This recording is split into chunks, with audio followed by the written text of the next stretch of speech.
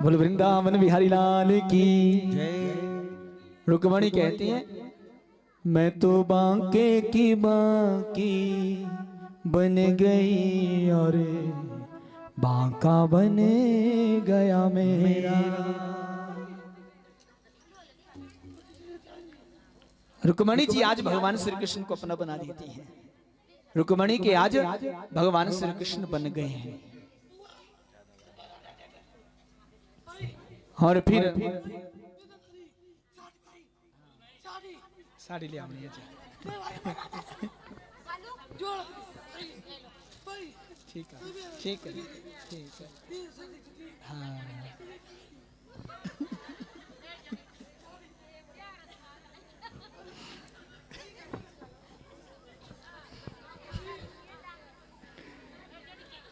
बोले वृंदावन बिहारी लाल की। तो रुक्मणी के साथ भगवान श्री कृष्ण का विवाह हुआ और फिर गृहस्थ जीवन में भगवान जी अब पड़े हुए हैं। एक दिन सती रुक्मणी भगवान श्री कृष्ण के पास जाकर के उनसे प्रार्थना करती हैं कि प्रभु जब भी मेरे अंग से कोई पुत्र आए ना वो आपके अनुरूप होना चाहिए, वो आपके अनुरूप होना चाहिए।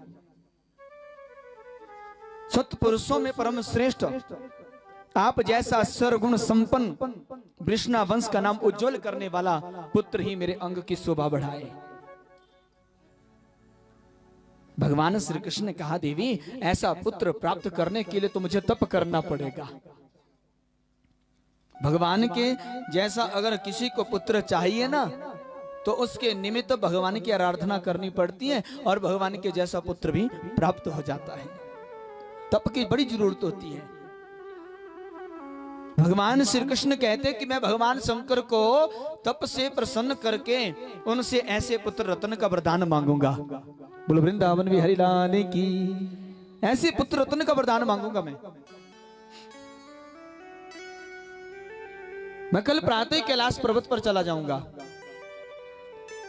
सर्वलोकेश्वर निखिल कामप्रद श्री द्वारिकाधीश जी को तप करने की क्या जरूरत थी। वो चाहते तो पल भर में गंगाधर को द्वारिका में प्रकट कर लेते, लेकिन उन्होंने ऐसा नहीं किया। क्यों?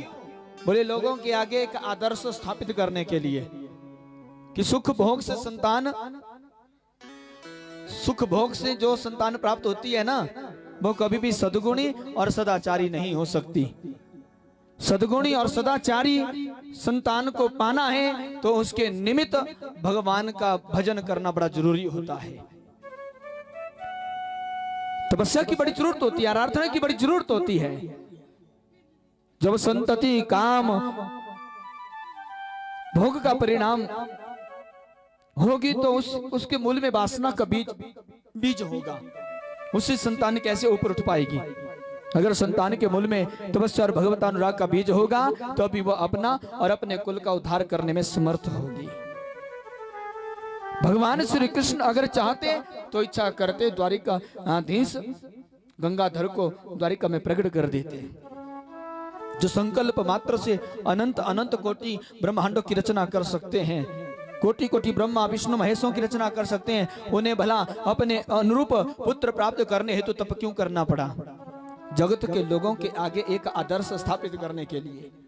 देखो एक सुंदर पुत्र की प्राप्ति के लिए भगवान श्री कृष्ण को भी तप करना पड़ा। भगवान शंकर का कैलाश पर्वत पर गए द्वारिकाधीश और वहां जाकर के भगवान श्री कृष्ण ने खूब तप किया भोलेनाथ जी का और यज्ञ हुआ। यज्ञ की प्रणहुति करी और जब प्रणहुति हुई तो प्रणहुति होने के उपरांत सदाशिव भगवान शंकर प्रकट हो गए। बोलो शंकर भगवान की।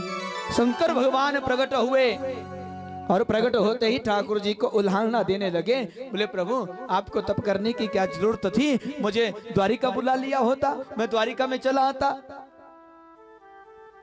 ठाकुर जी दोनों हाथ जोड़ करके भगवान शंकर से कहते हैं, बोले प्रभु रुक्मणी जी आपके वरदान से मेरे जैसा पुत्र चाहती हैं, आप मुझे पुत्र रत्न का वरदान दो कि मेरे घर में वृषणा वंश को उज्जवल करने वाली सुंदर संतान हो जाए। ठाकुर जी दोनों हाथ जोड़े खड़े हैं। तो भगवान शंकर बोले, आप सर्वलोकेश्वर और सारी सृष्टि की उत्पत्ति के हेतु हैं, सभी की कामनाओं को पूर्ण करने वाले आप हैं, सभी को वर देने में परम श्रेष्ठ आप हैं। आपको तपस्या करने की कोई आवश्यकता नहीं थी, किंतु ऐसा लगता है कि आपने मेरी वाणी को सत्य करना है, आपने मेरी वाणी को सत्य करना है।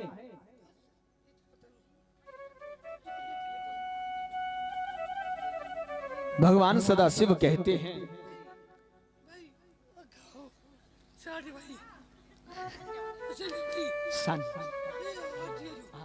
आरती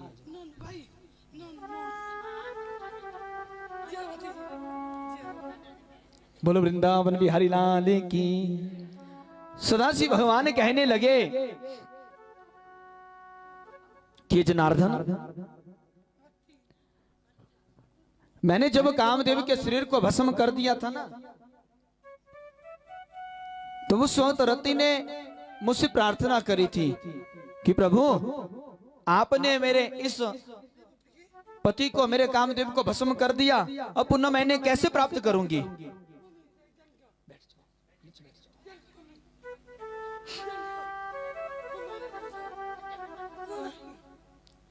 बोलो वृंदावन बिहारी लाल की।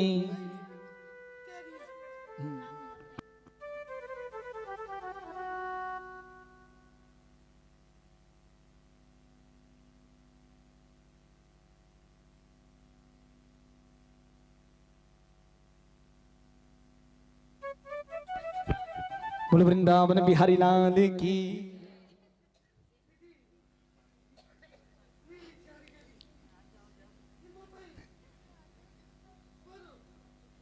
तो महाराज, जब मैंने कामदेव को भस्म कर दिया था, तो रति ने मुझसे कहा था कि मैं अपने पति को कैसे प्राप्त करूंगी, आपने तो इसे अनंग बना दिया। तो मैंने रति को वरदान दिया था कि तुम्हारा ये पति द्वापर युग में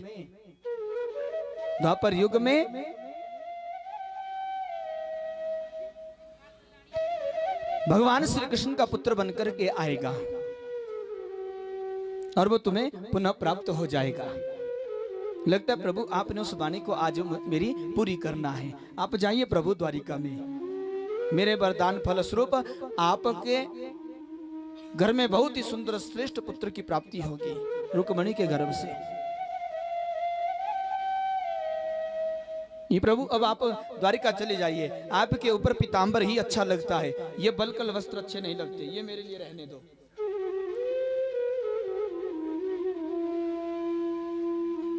भगवान श्री कृष्ण श्रद्धा युक्त हो, फिर भगवान शंकर को प्रणाम किया और शंकर भगवान को अपने हृदय से लगाते हुए भगवान श्री कृष्ण पुनः द्वारिका आ गए। और समय आने पर भगवान श्री कृष्ण की पहली पत्नी पट महिषी, उसके गर्भ से एक सुंदर रत्न की प्राप्ति हुई, एक सुंदर पुत्र हुआ और उस पुत्र का नाम रखा प्रद्युम्न। उस पुत्र का नाम प्रद्युम्न रखा। प्रद्युम्न 1 दिन का हो गया, 2 दिन का हो गया, 3 दिन का हो गया, 4 दिन का हो गया, ऐसे होता होता ये प्रद्युम्न 10 दिन का हो गया। जब ये प्रद्युम्न 10 दिन का हुआ ना, तो उधर देवर्षि नारद ने काल संबरासुर को भड़का दिया। काल संबरासुर था ना, उसने ब्रह्मा का तप करके ब्रह्मा से वरदान मांगा था अमरता का। ब्रह्मा ने उस वक्त काल संबरासुर को कहा था कि अमर कोई भी नहीं है, जो भी धरा पर आता है उसको जाना ही पड़ता है, दूसरा वरदान मांगो। काल संबरासुर ने ब्रह्मा से वरदान मांगा था, बोले मुझे ये वरदान दो कि मेरी अगर मृत्यु हो तो नारायण के पुत्र के हाथों हो। ये काल संबरासुर जानता था कि भगवान नारायण ब्रह्मचारी हैं। तथास्तु कह दिया था ब्रह्मा ने।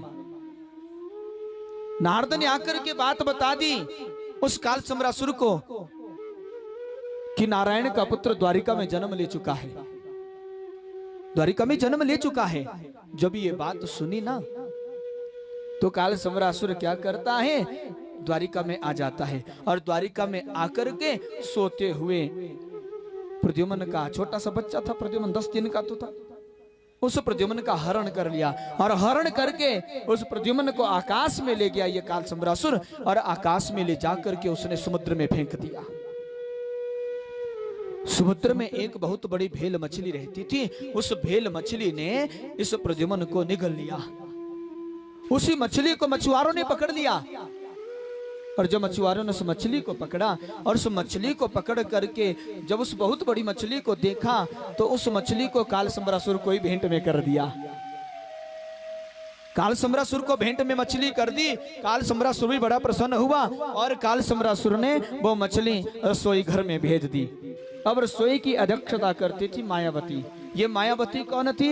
ये थी कामदेव की पत्नी रति। ब्रह्मा के आदेश पर वहां पे आ गई थी कामकाज करने के लिए। जब उस मछली को रसोई बनाने वालों ने काटा, मछली को काटने से उसके भीतर से यह 10 दिन का प्रद्युम्न निकला और रसोई बनाने वालों ने उस बालक को दे दिया मायावती रति के पास। और रति ने जब उस शिशु को देखा, उस बालक को देखा, तो शिशु रूप में अपने पति को वो पहचान गई और अपने साथ अपने कक्ष में ले गई और वहां जाकर के अपनी मायावी विद्याओं से प्रद्युम्न को 10 दिन से युवावस्था में बना दिया। जब युवावस्था में प्रद्युम्न प्रकट हुआ तो उस वक्त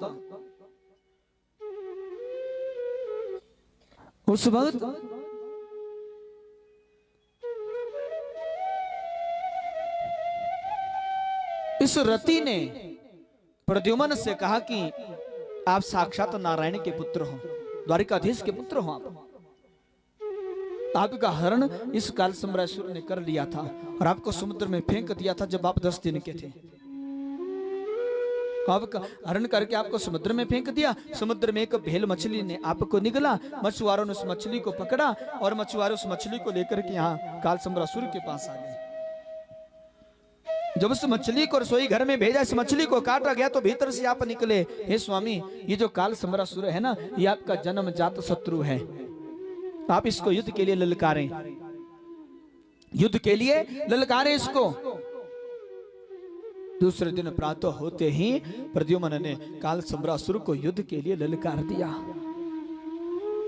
युद्ध के लिए ललकारा और फिर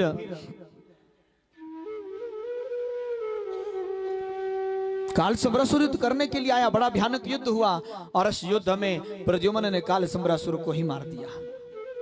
काल सम्रासुर को मृत्यु को प्राप्त हो गया काल सम्रासुर।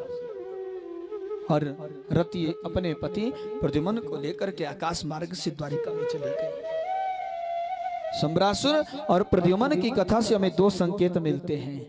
पहला संकेत यह है कि प्रद्युम्न साक्षात नारायण भगवान श्री कृष्ण के पुत्र थे, किंतु फिर भी सम्रासुर ने उसका हरण करके उसको समुद्र में फेंक दिया।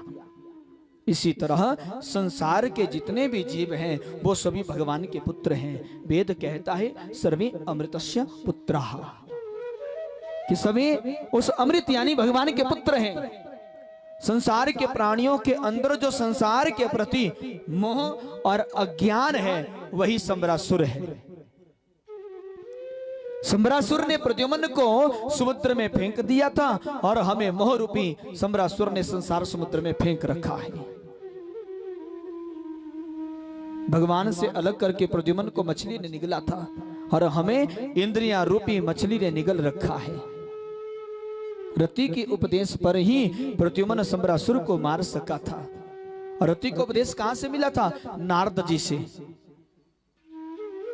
नारद जी से संकेत मिला था। देखो यहां रति का संकेत है हमारी और तुम्हारी बुद्धि से। जब तक हमारी बुद्धि को किसी संत का उपदेश मिलेगा, जब हमारी बुद्धि को संत का उपदेश मिलेगा ना, तभी समझ में आएगा कि हमारे असली माता पिता कौन है, हमारा असली घर कौन है। बुद्धि ही मन को सत असत का विवेक देती है। मन की खुराक है पाप और बुद्धि की खुराक है भगवान का भजन सुमिरन। अगर आप सत्संग भजन भोजन दान नाम जप आदि सत कार्यों में लगे हैं तो आपकी बुद्धि निर्मल और बलवान बनती जाएगी। इसके विपरीत अगर दिन रात जगत प्रपंच में लगे रहोगे तो फिर मन बलवान होता जाएगा। इस दशा में सत्संग और भगवान की चर्चा कड़वी लगनी शुरू हो जाएगी। बोलो वृंदावन बिहारी लाल की। जैसे रति ने प्रद्युम्न को सम्रासुर के चंगुल से छुड़ा करके भगवान से मिला दिया, वैसे ही सतगुरु के उपदेशों पर चलती हुई हमारी निर्मल बुद्धि की निर्मल ब्रह्मकार वृत्ति जीवात्मा को संसार सागर से निकाल करके परमात्मा से मिला देती है। बोलो वृंदावन बिहारी लाल की। इस कथा का दूसरा संकेत यह है कि जो होना है वो होकर के रहेगा, उसको कोई नहीं टाल सकता। विधि का विधान है ये। रावण ने अपनी मृत्यु को टालना चाहा लेकिन अपनी मृत्यु को नहीं टाल पाया। एक बार ये रावण ना ब्रह्मा के पास चला गया और ब्रह्मा के पास जाकर के रावण कहता है, अरे ब्रह्मा मुझे ये बता कि तूने मेरी मृत्यु किसके हाथों निश्चित करी है। ब्रह्मा ने कहा, अरे रावण तुम जानना चाहते हो? बोले हाँ। बोले मैंने तुम्हारी मृत्यु अयोध्या में महाराज दशरथ होंगे, उनके पुत्र होंगे राम, उन्हीं के हाथों मैंने आपकी मृत्यु निश्चित करी है। रावण कहता है, अरे ब्रह्मा तू मूर्ख है, जो एक साधारण मानव के हाथों मेरी मृत्यु लिख दी। अब ब्रह्मा कहते हैं, रावण मेरा लेख है, इसको मेरे सिवा कोई दूसरा मिटा नहीं सकता, इस लेख को कोई नहीं मिटा सकता। रावण कहते हैं, बोले ब्रह्मा मैं मिटा के दिखाऊंगा। बोले कर लो कोशिश। बोले मुझे बताओ कि दशरथ क्या कर रहा है? बोले आज उसकी शादी होने जा रही है। बोले किसके साथ? बोले कौशल देश की राजकुमारी है कौशल्या, उसके साथ, उसके साथ शादी होने जा रही है। रावण कहते हैं, ब्रह्मा देख मैं तेरे लेख को कैसे मिटाता हूं। उसी समय रावण वहां से चला गया कौशल देश, और कौशल देश में जाकर के उसने क्या किया? कौशल्या का हरण कर लिया। रावण ने कौशल्या का हरण किया और उस कौशल्या का हरण करके उसको एक लकड़ी के बक्से में बंद कर दिया, और लकड़ी के बक्से में बंद करके उसको गंगा में छोड़ दिया। उधर से देवताओं को इस रावण ने कह दिया कि इतना आंधी तूफान बरसाओ कि बारात पीछे भाग जाए। इतना आंधी आया, तूफान आया कि सारी बारात उतल पुतल, किसी का कोई पता नहीं चला कौन कहां है। केवल दशरथ जी, वशिष्ठ जी और सुमंत जी वहीं गंगा के किनारे रहे, बाकी किसी का पता नहीं चला, सब भाग गए। उधर से वो लकड़ी का बक्सा बहता हुआ आ रहा था। दशरथ कहते हैं, महाराज देखो कितना आंधी तूफान आया है कि लोगों के घरों का सामान भी बह करके आ गया है। इस लकड़ी के बक्से को अपनी ओर खींचते हैं, देखते हैं इसमें क्या है। उस लकड़ी के बक्से को अपनी ओर खींचा, उस लकड़ी के बक्से को बाहर निकाला। जब उसको खोला तो भीतर कौशल्या बैठी थी। वशिष्ठ जी ने पूछा, बेटी तुम कौन हो? बोले मैं कौशल देश की राजकुमारी कौशल्या हूँ। आज मेरी शादी दशरथ जी के साथ होने जा रही थी, लेकिन रावण ने मेरा हरण करके मुझे इस लकड़ी के बक्से में बंद करके यहाँ इस गंगा में फेंक दिया। बोले तुम्हारी शादी आज दशरथ के साथ होनी थी? बोले हाँ। तो बेटी कोई बात नहीं, मैं तुम्हारी शादी यहीं पे करवा देता हूँ। वहीं दशरथ जी महाराज थे और दशरथ जी के साथ कौशल्या की शादी हो गई। और वशिष्ठ जी ने क्या किया? दशरथ जी को और कौशल्या को दोनों को डाल दिया उस लकड़ी के बक्से में, और लकड़ी के बक्से को कर दिया फिर बंद और छोड़ दिया गंगा में। रावण चला गया ब्रह्मा के पास। बोले ब्रह्मा मैं तुम्हारे लेख में मेख दे करके आ गया हूँ। बोले कैसे? बोले मैंने कौशल्या का हरण करके उसको लकड़ी के बक्से में बंद करके अब गंगा में छोड़ दिया है। इतनी देर में वो मर भी गई होगी, जिसके गर्भ से राम का जन्म होना था। इतनी देर में वो मर भी गई होगी।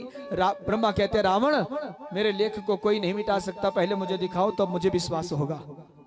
रावण चला गया, गंगा के किनारे चलता चलता उस बक्से को ढूंढने लगा, और चलता चलता उसे चलते चलते उसको लकड़ी का बक्सा दिखा। रावण चला गया, लकड़ी के बक्से को बाहर निकाल लिया, और लकड़ी के बक्से को बाहर निकाला और उस लकड़ी के बक्से को अपने सिर पर रख लिया। अब जब सिर पर रखा ना, तो लकड़ी के बक्से को सिर पर रखा तो वजन हो गया दुगना। रावण सोचने लगा, जब आदमी मर जाता है तो मरने के बाद वजन दुगना हो जाता है। लगता है भीतर कौशल्या मर गई है। और लकड़ी के बक्से को उठा करके ब्रह्मा के पास पहुंचा, और ब्रह्मा के पास जाकर के उस लकड़ी के बक्से को दिखाता है ब्रह्मा से कि मैंने इसी में डाला था कौशल्या को। वो इसमें मर भी गई है। बोले इस लकड़ी के बक्से को खोलो रावण।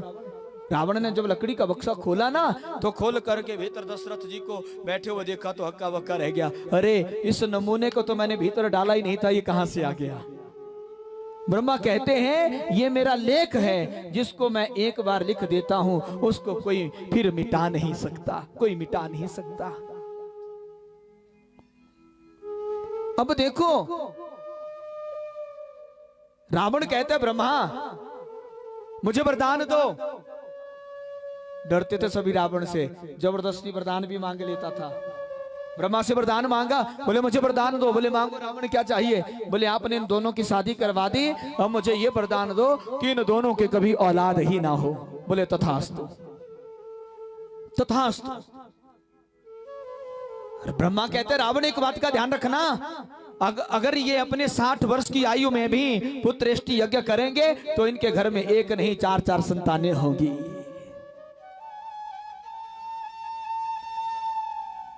आगे चलकर के दशरथ जी ने जब पुत्रेष्टि यज्ञ किया था ना तो उनके घर में 4 संतानें हुई थी।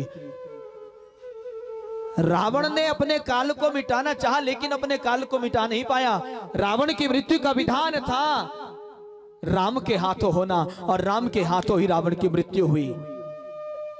काल सम्रासुर ने भी अपनी मृत्यु को मिटाना चाहा लेकिन उसकी मृत्यु का विधान था नारायण के पुत्र के हाथों उसकी मृत्यु होना और नारायण के पुत्र के हाथों ही उस काल सम्रासुर की मृत्यु हुई।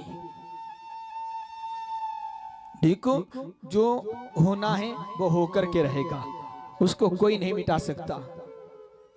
ये जो सुख दुख आदमी के साथ लगा है ना, ये सब कर्मों का है। जो हमने पीछे भोगा है वो इस जन्म में भोगना पड़ेगा।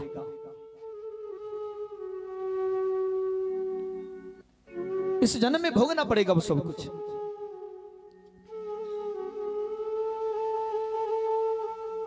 सुख दुख चला ही रहता है जिंदगी में। घर में कभी सुख भी होता है कभी दुख भी होता है। भला इसी में होता है कि भगवान के हर विधान में हमें प्रसन्न रहना चाहिए, खुश रहना चाहिए, ज्यादा घर में रोते नहीं रहना चाहिए, ज्यादा घर में रोते नहीं रहना चाहिए। और अगर आपको दुख है ना तो उस दुख को किसी के सामने उजागर मत करो, उस दुख को किसी को बताओ मत कि मुझे दुख है। बड़ी सुंदर बात लिखी है, बोले अपने जख्म को किसी को बताना मत, अपने जख्म को किसी को बताना मत, अपने गम को किसी से बताना मत, अपने गम को किसी को बताना मत और अपने दर्द को किसी को दिखाना मत, अपने दर्द को किसी को दिखाना मत।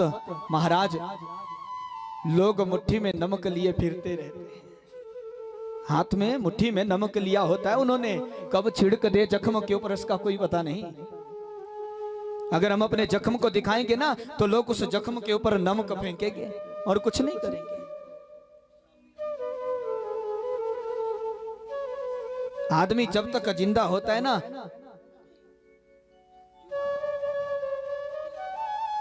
तो उस जिंदे आदमी की कदर करो। जब आदमी मर जाता है ना तो मरने के बाद फिर चाहे आप जो मर्जी करवा लो।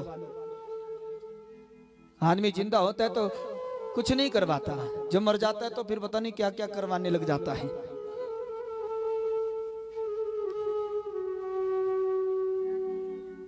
एक जगह मैंने भागवत कथा सुनाई ना और मैंने वहां पे कथा में बोला कि जो भागवत कथा होती है ना ये जीते जी अपने माँ बाप से ही अपने हाथों से करवा देनी चाहिए। जीते जी ऐसा सोचेंगे कि मरने के बाद करवाएंगे तो महाराज माता पिता को क्या पता लगा कि इन्होंने हमारे लिए क्या किया। अगर भागवत की कथा करवानी है तो मरने से पहले करवाओ। राजा परीक्षित जी ने मरने से पहले कथा को सुना, बाद में नहीं सुना। 7वें दिन उनकी मृत्यु होनी थी तो 7 दिन के भीतर ही इस कथा को सुना। अगर भागवत की कथा घर में करवानी है ना तो उसको जीते जी अपने माँ बाप से करवा दो, मरने का इंतजार मत करो। वहां कथा जब मैंने इस प्रकार से सुनाई तो एक हमारे साथ बोटी जी का काम करते हैं वो, और उन्होंने अपने माता पिता से जीते जी कथा करवाई उनकी कथा को सुन करके अभी अपने गांव की बातें मारे। उसी गांव में अभी 17 अप्रैल से एक और कथा है, जो एक बेटा अपने माँ बाप से उस कथा को करवा रहा है। तो ऐसा सभी का मन होना चाहिए कि जीते जी अपने माँ बाप से सब कुछ करवा ले। मरने के बाद अगर आप कुछ करने लगोगे तो कोई फायदा नहीं उसका। आदमी जीते जी किसी की कदर नहीं करता,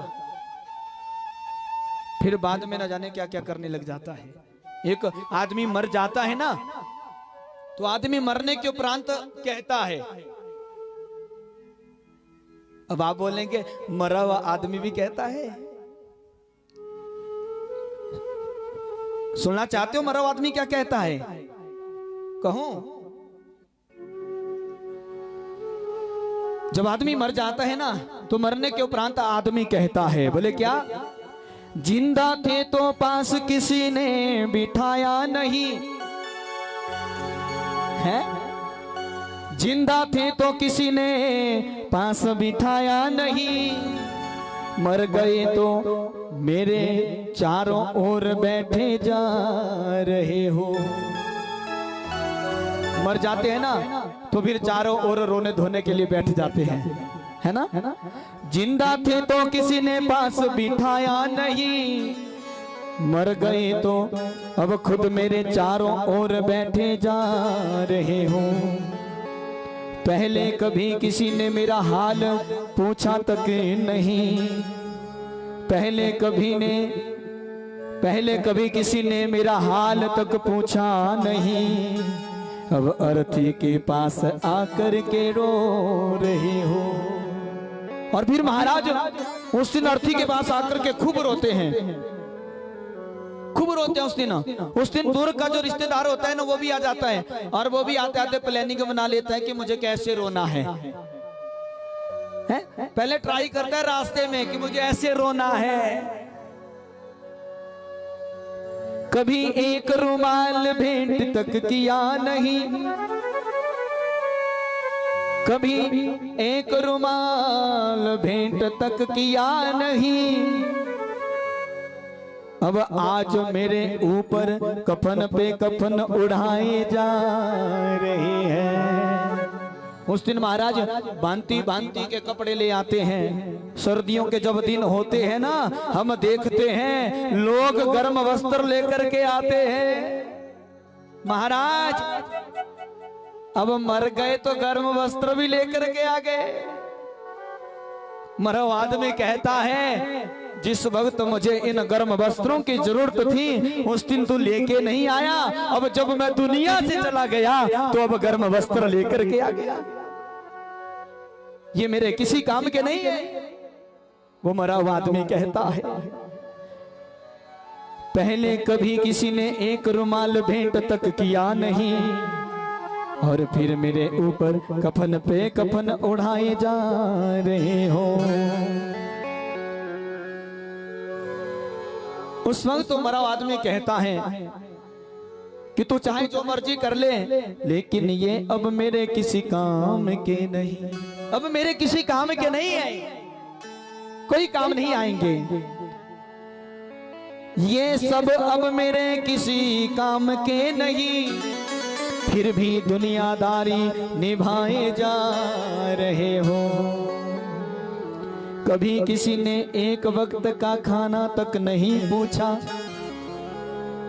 कभी किसी ने एक वक्त का खाना तक नहीं पूछा, और आज कफन फाड़ करके क्या करते हैं, और आज कफन फाड़ करके मुंह में घी डाले जा रहे हो। महाराज जब आदमी मर जाता है ना, मरने से पहले उसको नहीं पूछता कि तुझे रोटी के साथ घी भी लगाना है कि नहीं। उस वक्त घी के बारे में नहीं पूछते, सूखी रुकी सूखी दे देते हैं, फेंक देते हैं उसके मुंह के आगे। खानी है तो खा, नहीं तो जा, नहीं तो जा। महाराज वो मरा हुआ आदमी कहता है, अरे आज तो यहाँ पे एक घी का डिब्बा लेकर के आ गया, और उस घी को भी कफन फाड़ करके मेरे मुंह में डाले जा रहा है। उस घी को मेरे मुंह में डाले जा, ये मेरे किसी काम के नहीं है। जो मुझे जरूरत थी घी की तब तूने दिया नहीं, और आज महाराज मैंने देखा है कई बार, अब जब घी की होती डालते हैं ना, एक कुसा होती है, उस कुसा के साथ एक सिक्का लगाते हैं और मुंह के ऊपर रखते हैं, और घी की होती है मुंह में डाली जाती हैं। कई लोग तो ऐसे होते हैं घी का डिब्बा लिया होता है हाथ में, बोले महाराज पूरा ही डिब्बा डाल दो, पूरा ही डिब्बा डाल दो। उस वक्त महाराज जबरदस्ती, बोलो वृंदावन बिहारी लाल की। तो महाराज मरा आदमी कहता ये सब मेरे किसी काम के नहीं है। जब तक आदमी जिंदा रहता है ना तभी तक उसकी कदर कर लो। मरने के बाद मरा आदमी कहता है अब तो जो मर्जी कर ले मेरे किसी काम के नहीं है। बोलो वृंदावन बिहारी लाल की। तो प्रद्युम्न और समरासुर की कथा से यही निष्कर्ष पहुंचा है, हमें मिला है कि जब विधि का विधान होकर के रहना है तो हम हाय तौबा क्यों मचाएं, क्यों किसी लिए किसके लिए रोएं।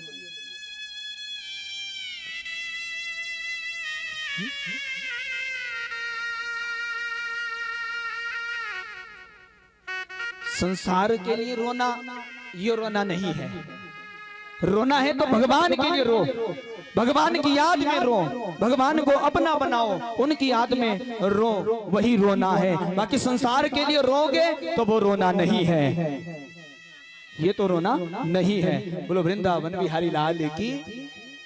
तो महाराज विधि का विधान है, इसको चलने दो, जैसा भी चला है उसको चलने दो। कौन आ रहा है, कौन जा रहा है, कौन क्या कर रहा है, कौन खा रहा है, कौन पी रहा है, उसके ऊपर छोड़ो, अपना कर्म निभाओ जिसके लिए हम इस दुनिया में आए हैं। कर्म प्रधान है, अगर हमारा कर्म नहीं होगा तो कुछ भी नहीं मिलेगा। कर्म करते जाओ, कर्म ही सब कुछ है, बाकी सब कुछ छोड़ देना चाहिए प्रभु के ऊपर। बोलो वृंदावन बिहारी लाल की। ये पहली कथा की शादी थी प्रभु के, और उसके उपरांत आगे चल कर के श्री सुखदेव जी महाराज परीक्षित जी से कहते हैं कि प्रभु के आगे चल कर के और भी शादियां हुई। उन शादियों में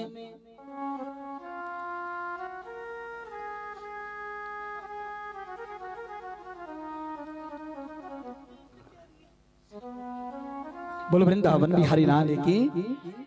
तो महाराज जब शादियों के बारे में बतलाया तो परीक्षित जी कहते हैं कि भगवान मुझे बताओ कि प्रभु की कितनी शादियां आई। बोले 16,108। तो मुझे न विवाहों की कथा ही सुना दो पहले। बोले प्रभु की कब और किसके साथ कैसे कैसे शादी हुई ये सब मुझे बतलाने की कृपा करें। पहली शादी रुक्मणी जी के साथ प्रभु की हुई, और दूसरी शादी प्रभु की जाम्बवंती के साथ हुई। द्वारिका में जाने माने सूर्य उपासक थे। बोले कौन? सत्राजीत। सूर्य की उपासना करी और सूर्य भगवान जी ने प्रसन्न होकर के इन्हें एक सैमंतक मणि दी। ये मणि कैसी थी? हर रोज 20 भार सोना देती थी ये मणि, 20 भार सोना।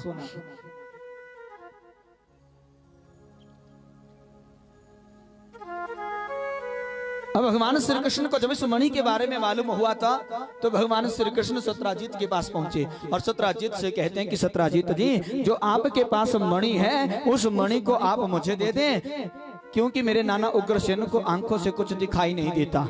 अगर ये मणि उनके पास होगी तो आंखों में दिखना शुरू हो जाएगा,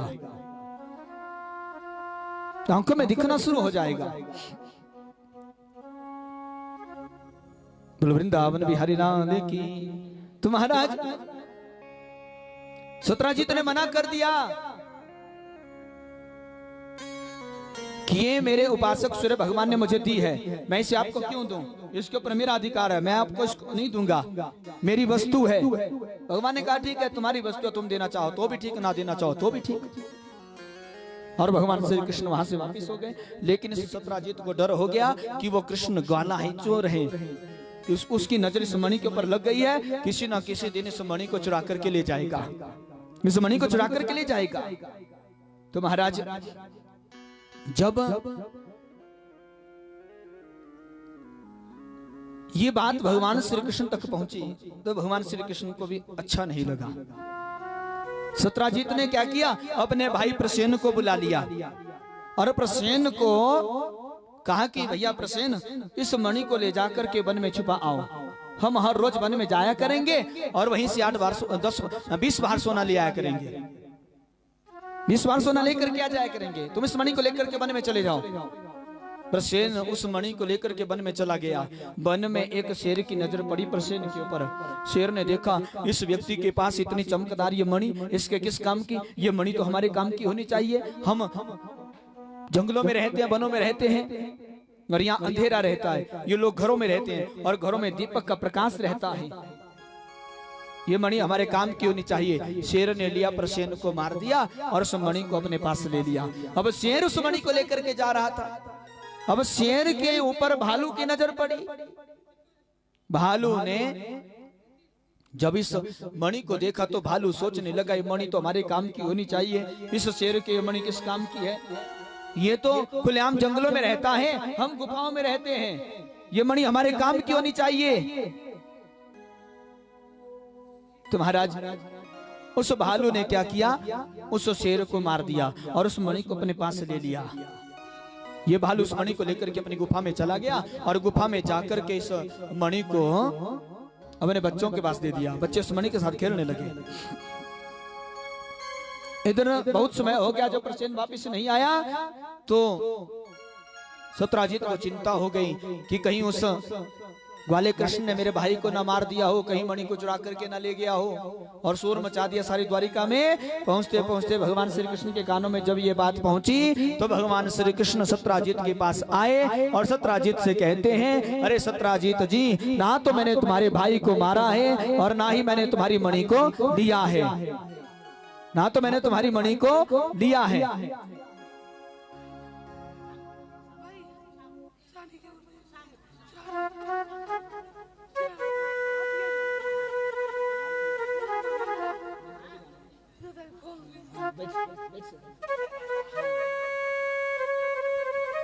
बोलो वृंदावन बिहारी लाल की।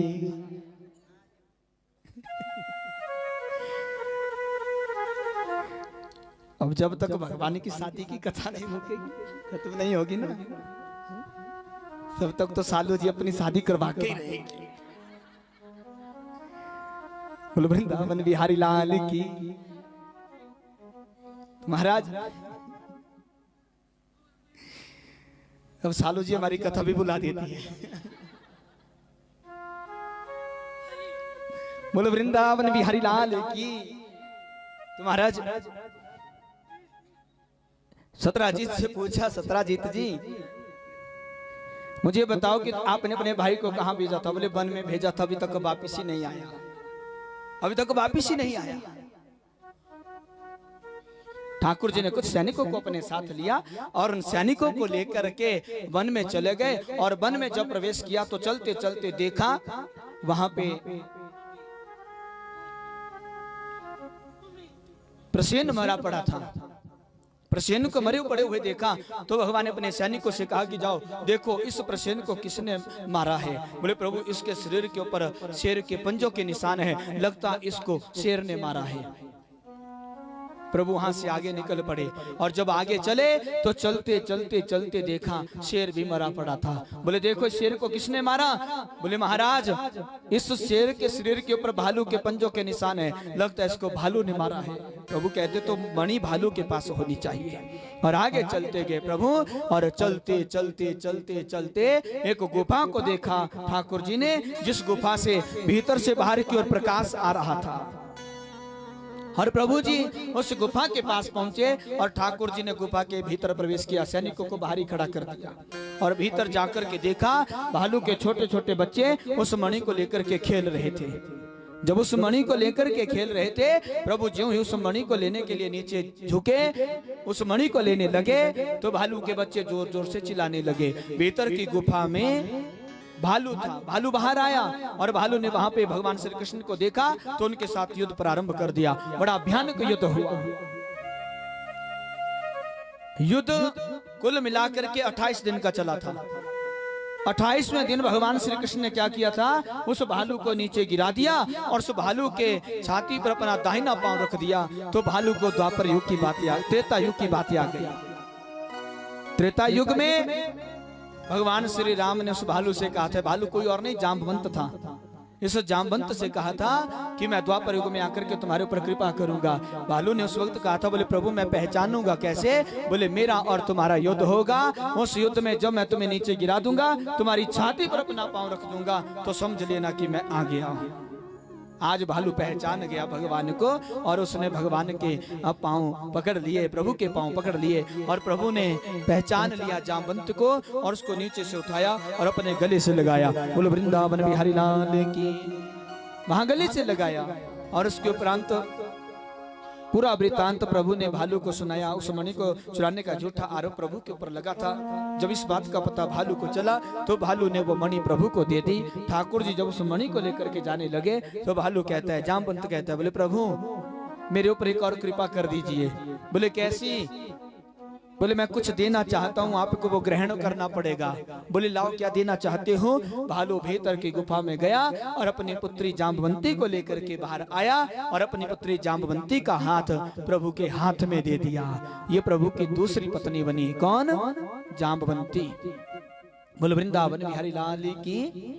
जाम्बवंती के साथ प्रभु का विवाह हुआ। ये प्रभु की दूसरी पत्नी बनी। जब मणि को लेकर के सत्राजीत के पास आए थे, उस मणि को सत्राजीत को दे दिया था। सत्राजीत बड़े प्रसन्न हुए और सत्राजीत ने वो मणि ठाकुर जी को दे दी। बोले प्रभु इसके ऊपर आपका ही अधिकार है, आप इसे अपने पास रखो, हमें जरूरत होगी तो हम आपके पास आ जाएंगे। ठाकुर जी प्रसन्न हुए। जब ठाकुर जी जाने लगे तो सत्राजीत प्रार्थना करते हैं, बोले प्रभु इस मणि के साथ साथ मैं तुम्हें और भी कुछ देना चाहता हूँ। बोले क्या देना चाहते हो? बोले तनिक ठहरो प्रभु। भीतर गए दौड़े दौड़े, अपनी पुत्री सत्यभामा को लेकर के आए और सत्यभामा का हाथ प्रभु ने प्रभु के हाथ में दे दिया सत्राजीत ने। बोले वृंदावन बिहारी लाल की। ये ठाकुर जी की तीसरी पत्नी बनी। नाम याद रखना, मैं पूछूंगा अभी आप सभी से। तो महाराज 3 पत्नियां आई प्रभु की। द्वारिका में 3 पत्नियों के साथ रहते हैं। एक दिन प्रभु को अपने ब्रज की याद आ गई और जब ब्रज की याद आई ना, तो ब्रज की याद आते ही उस वक्त अर्जुन भी आए थे और ब्रज में अपनी गोपियों से मिलने चल पड़े। ब्रज में गोपियों के 2 गुट थे, एक बलराम जी की गोपियों का गुट था, एक ठाकुर जी की गोपियों का गुट था। और ठाकुर जी जब अर्जुन को लेकर के ब्रज आए, ब्रज में प्रवेश किया, तो ब्रज में प्रवेश करके अब यमुना के किनारे होते हुए जा रहे थे। तो वहीं यमुना के किनारे एक सुंदर युवती तप करने के लिए बैठी थी। अब तप करने के लिए युवती बैठी थी तो ठाकुर जी ने अर्जुन से कहा, अर्जुन जाओ पूछो उसको कि कौन हो तुम और यहाँ पे क्या कर रही हो, किसकी पुत्री हो, सारा परिचय जानो उससे। अर्जुन चले गए उस युवती के पास। अरे देवी कौन हो और यहाँ पे क्या कर रही हो, किसका तप कर रही हो? तो कन्या बोली, मैं रवितन्या तप करूं, मम कालिंदी नाम, अभिलाषा यह पति मिले, हरि पूर्ण का। वो कन्या कहती है, मैं सूर्य की पुत्री हूं, मेरा नाम कालिंदी है और यहाँ मैं भगवान श्री हरि का तप कर रही हूँ। मैं चाहती हूँ कि श्री हरि मेरे पति बने, श्री हरि मेरे पति बने। अर्जुन भगवान से कहते हैं, बोले प्रभु ये आपको चाहती हैं और आपको ही अपना बनाना चाहती हैं, आप इसको ग्रहण करें। प्रभु उसके पास गए और उसके पास जाकर के प्रभु ने उसके साथ चौथा विवाह कर लिया। ये कालिंदी प्रभु की चौथी पत्नी बनी। बोलो वृंदावन बिहारी लाल की। फिर आगे चलकर के प्रभु का विवाह हुआ मित्रविंदा के साथ। अवंतिका के राजा थे, अवंती के राजा थे विंद अनुविंद, इनकी बहन थी मित्रविंदा। ये भगवान श्री कृष्ण को दिलो जान से चाहती थी, लेकिन विंद अनुविंद चाहते थे कि हमारी बहन का अगर विवाह हो तो दुर्योधन के साथ हो। और इसने क्या किया था, इन अनुविंद ने कि मित्रविंदा के स्वयंवर की तैयारी कर दी और सबसे पहला स्थान दे दिया दुर्योधन को कि मित्रविंदा जब भीतर से बाहर आएगी सबसे पहले दुर्योधन को देखेगी तो उन्हीं के गले में वरमाला डालेगी। स्वयंवर प्रारंभ हो गया, बड़े बड़े राजा महाराजा आए, भगवान श्री कृष्ण भी वहां पे आए हुए थे। मित्रविंदा जब उस सभा में प्रवेश करती हैं वरमाला लेकर के, जब वरमाला लेकर के आई ना, तो मित्रविंदा ने ना तो इधर देखा ना तो उधर देखा, मित्रविंदा ने सीधे सामने देखा, क्योंकि बीचों बीच भगवान श्री कृष्ण बैठे थे और भगवान श्री कृष्ण की ओर चल पड़ी। बिंद अनुबिंद आगे आगे, बिंद अनुबिंद कहते हैं अरे बहना, महाराज दुर्योधन वहां नहीं यहाँ बैठे हैं, इनके गले में वरमाला डालो, इनके गले में वरमाला डालो।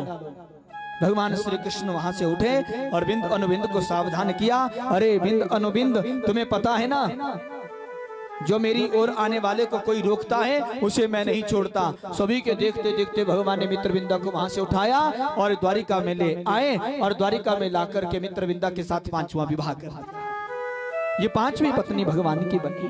कौन? मित्रविंदा। फिर आगे चल करके छठा विवाह हुआ नग्नजीती के साथ। कौशल देश के राजा थे नग्नजीत, इनकी पुत्री का नाम था सत्या। नग्नजीत की पुत्री होने के कारण इसका नाम नग्नजीती, लोग इसे नग्नजीती कहते थे। इसके विवाह में अनोखी शर्त रखी थी। बोले कैसी शर्त थी? जो 7 खूंखार बैलों को एक साथ पकड़ करके राजा के पास ले जाएगा, उसी के साथ जो है नग्नजीती का विवाह हो जाएगा। बड़े बड़े राजा महाराजा गए, लेकिन कोई भी उन 7 खूंखार बैलों को एक साथ नहीं पकड़ पाए। जब इस बात का पता भगवान श्री कृष्ण को लगा, तो भगवान श्री कृष्ण कौशल देश पहुंचे, वहां नग्नजीत जी की शर्त को स्वीकार किया और 7 खूंखार बैलों को एक साथ पकड़ करके राजा के पास ले गए। बोलो वृंदावन बिहारी लाल की। यहाँ नग्नजीती को प्राप्त कर लिया प्रभु ने। राजा नग्नजीत जब प्रसन्न हुए थे, तो प्रसन्न होकर के राजा नग्नजीत ने सत्या का हाथ भगवान के हाथ में दे दिया था। ये नग्नजीती छठी पत्नी बनी भगवान की।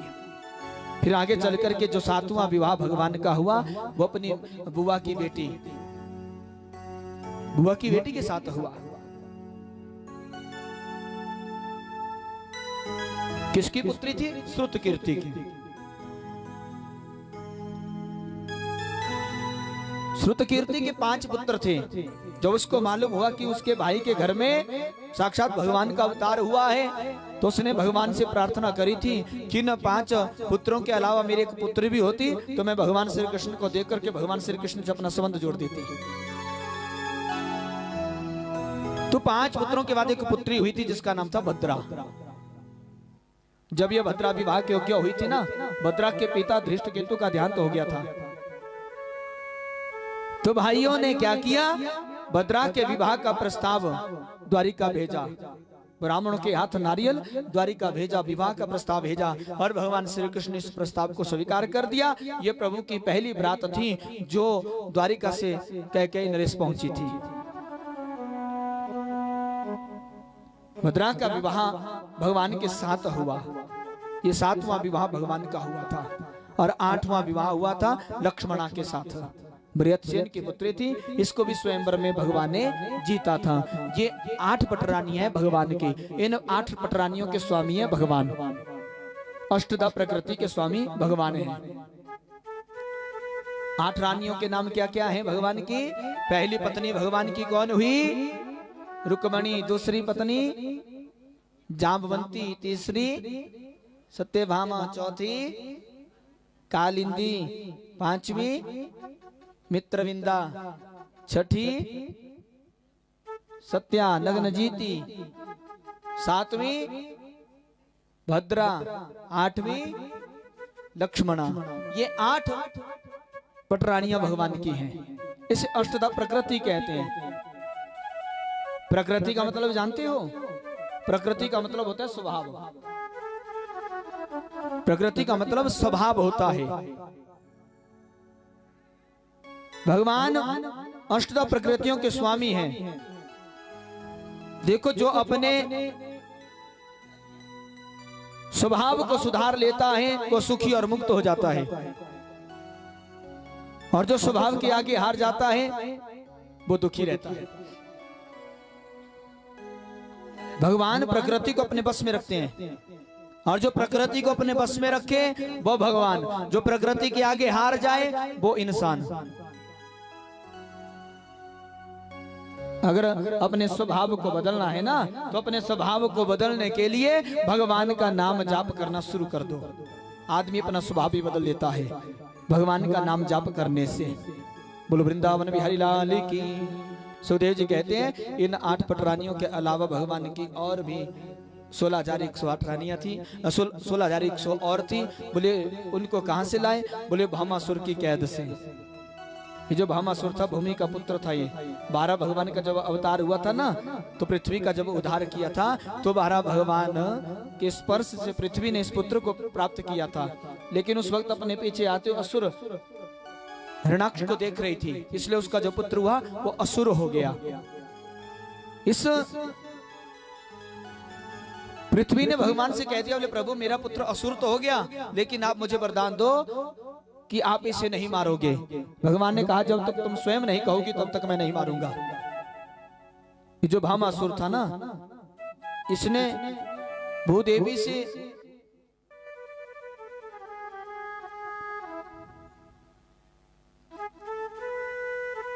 सारे पदार्थ प्राप्त कर लिए, जिन्हें पाकर के अजय अमर हो गया। सारे रहस्य दे दिए थे भूदेवी ने अपने पुत्र को। इस भामासुर ने क्या किया? स्वर्गपुरी पर हमला कर दिया। पहले हमले में देवताओं के मणि पर्वत का हरण कर लिया, फिर दूसरी बार हमला किया और दूसरी बार हमला करने से वरुण का छत्र छीन लिया। तीसरी बार हमला किया तो माता अदिति के कानों के कुंडलों को छीन लिया। जब इंद्र ने ये बात भगवान श्री कृष्ण को जाकर के कही, तो भगवान श्री कृष्ण उस भामासुर को मारने के लिए प्रयाग ज्योतिषपुर के अत्यंत दुर्गम किले के भीतर चले गए। जब जाने लगे थे तो सत्यभामा ने जिद पकड़ ली कि मुझे भी साथ में चलना है। सत्यभामा को भी साथ में ले लिया था और सत्यभामा को साथ में लेकर के प्रभु प्रयाग ज्योतिषपुर के अत्यंत दुर्गम किले के भीतर इस भामासुर ने अपनी नगरी बसाई हुई थी, वहां प्रवेश किया और वहां जाते प्रलय मचाना शुरू कर दिया। भामासुर के पुत्र युद्ध करने के लिए आए थे, उनको मौत के घाट उतार दिया था। भामासुर युद्ध करने के लिए आया, बड़ा भयानक युद्ध हुआ था। एक बाण तिरछी गति से भगवान के मुकुट को छूता हुआ आगे चला गया। सत्यभामा डर गई। ये जो सत्यभामा थी भूदेवी का अवतार थी, ये धरती देवी का अवतार थी। और सब भूदेवी ने भगवान से कहा, बोले प्रभु आप इस भामासुर को मारते क्यों नहीं? भगवान कहते हैं मैं इसी बात का तो इंतजार कर रहा था। भूदेवी को वचन दिया था जब तक स्वयं नहीं कहोगी तब तक मैं इसे नहीं मारूंगा। उसी समय भगवान ने अपना सुदर्शन चक्र प्रकट किया और भामासुर का सिर धड़ से अलग कर दिया। बोल वृंदावन बिहारी लाल की। उसके उपरांत इस युद्ध में भामासुर का एक ही पुत्र बचा था। बोले कौन? भगदत्त। भूदेवी उसको लेकर के आगे आई और भगवान से प्रार्थना करी, बोले प्रभु ये आपका अवध पुत्र है, आप इसको वरदान दें। प्रभु अपने गरुड़ से नीचे उतरे और उसके सिर पर अपना बदस्त्र प्रभु ने रखा। इस भगदत्त ने देवताओं के मणि पर्वत, वरुण का छत्र, माता अदिति के कानों के कुंडलों को प्रभु को दे दिया। और फिर इस भगदत्त ने प्रभु से प्रार्थना करी, बोले प्रभु अब आप महल के भीतर पधारने की कृपा करें। बोले क्यों? बोले मेरे पिताजी ने बहुत सी कन्याओं को कैद खाने में बंद करके रखा है, आप उन्हें आजाद कर दें। इस भामासुर ने एक शर्त लगाई थी कि 1 लाख कन्याओं के साथ एक साथ शादी करेगा। जहां कहीं भी कन्या का जन्म होता उस कन्या का हरण कर लेता। ऐसी कन्याओं का हरण करते करते इसके पास 16,100 कन्याएं हो गई थी। जब भगवान श्री कृष्ण ने इन सभी कन्याओं को भामासुर के चंगुल से छुड़ाया, इनको आजाद किया और इनसे कहा कि तुम अपने अपने घर को जा सकती हो, तो 16,100 कन्याएं बोली, बोले प्रभु हम कहाँ जाएं? जब हमारा हरण इस भामासुर ने किया था तब हम छोटी छोटी थी, हमें तो अपने घर का भी पता नहीं, आप ही बताओ कि हम कहाँ जाएं? अब आपके सिवा हमारा कोई नहीं है। तो भगवान श्री कृष्ण ने उन सभी 16,100 कन्याओं को द्वारिका में भेज दिया कि तुम द्वारिका चली जाओ। उसके उपरांत माता अदिति के कानों के कुंडलों को, वरुण के छत्रों को और देवताओं के मणि पर्वत को लुटाने के लिए स्वर्गपुरी प्रभु सत्यभामा के साथ गए। सत्यभामा इंद्राणी के साथ बैठी थी। इंद्र प्रसन्न हुए। इधर एक अप्सरा पारिजात का फूल लेकर के सत्यभामा के पास आ गई। सत्यभामा को जब पारिजात का फूल देने लगी तो इंद्राणी कहती, अरे तुझे इतना पता नहीं कि पारिजात के फूल स्वर्ग की नारियों के लिए हैं, पृथ्वी लोक में रहने वाली नारियों के लिए नहीं। सत्यभामा ने इसे अपना अपमान समझा और सत्यभामा वहां से उठ गई और प्रभु के पास चली गई और कहती है, प्रभु हमें तनिक भी एक क्षण यहाँ पे नहीं ठहरना, हमें यहाँ पे नहीं रुकना है, चलिए। भगवान गरुड़ पर बैठे और चल पड़े और चलते चलते सत्यभामा कहती है, बोले प्रभु अपने वचन को पूरा करो। कैसा वचन? एक बार ना देवऋषि नारद जी द्वारिका गए थे पारिजात का फूल लेकर के, और उस पारिजात के फूल को द्वारिकाधीश को दिया। अब द्वारिकाधीश के सबसे नजदीक खड़ी थी रुक्मणी जी।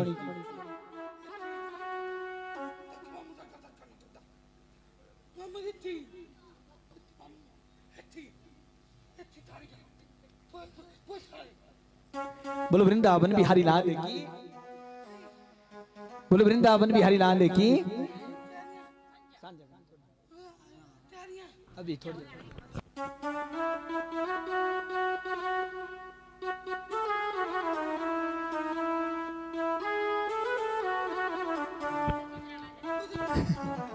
बोलो वृंदावन बिहारी लाल की। तो महाराज वहां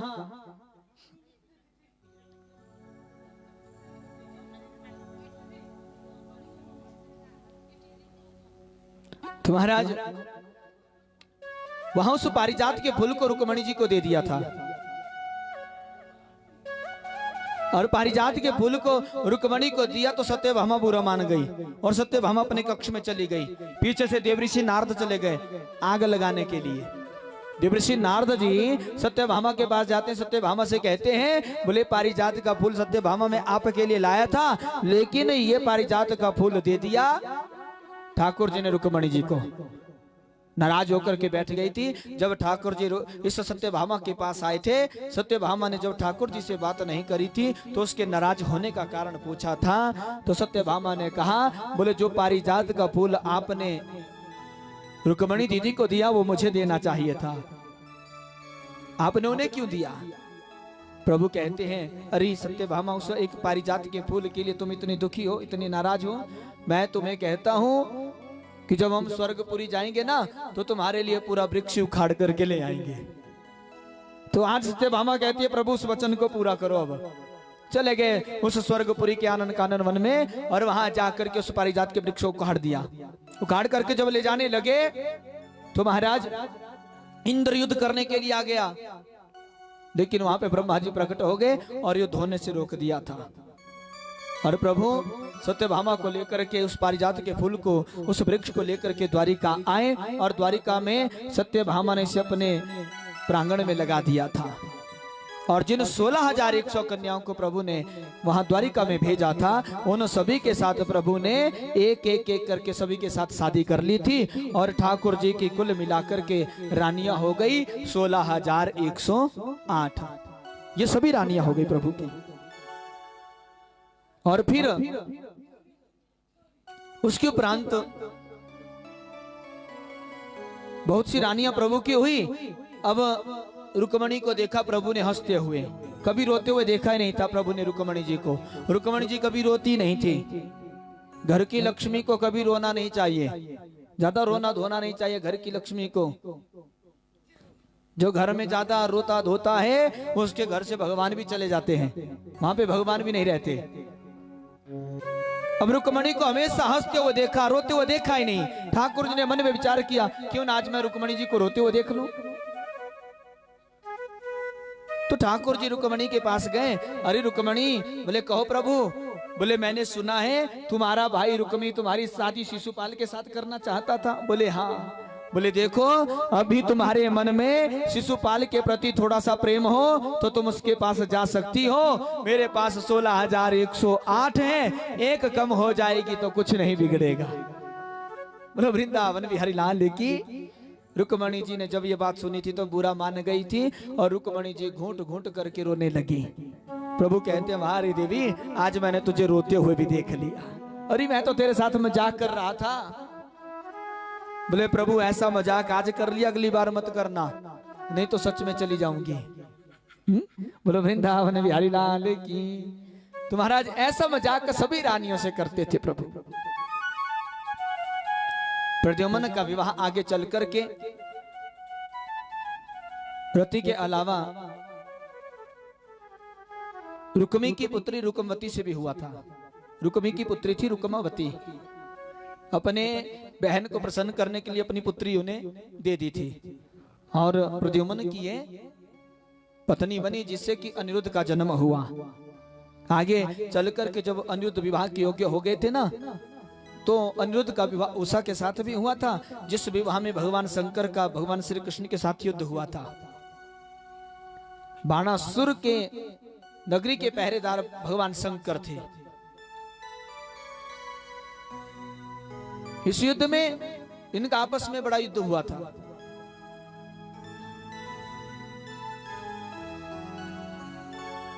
और बाद में इस बाणासुर की थी 1000 भुजाएं, उन सभी को काट दिया था।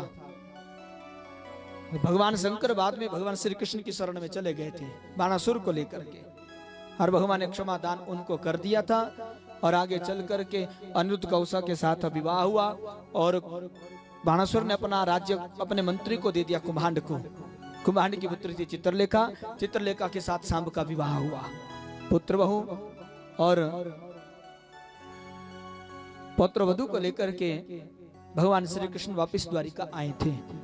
बोल वृंदावन बिहारी लाल की। आगे चल करके एक पौंड्रक का राजा था काशी में, वो अपने आप को वासुदेव मानता था। भगवान ने इसका उद्धार कर दिया। एक द्वित वानर था, उस द्वित वानर का भी प्रभु ने उद्धार कर दिया। उसके उपरांत आगे चल करके एक दिन भगवान श्री कृष्ण अपनी सुधर्मा सभा में बैठे हुए थे। सुधर्मा सभा में बैठे हुए थे तो वहां मगध से एक दूत आया कि मैं उन राजाओं का दूत हूं जिन राजाओं को जरासंध ने अपनी कैद में बंद करके रखा है, जिन्होंने मथुरा आक्रमण के समय में जरासंध का साथ नहीं दिया था।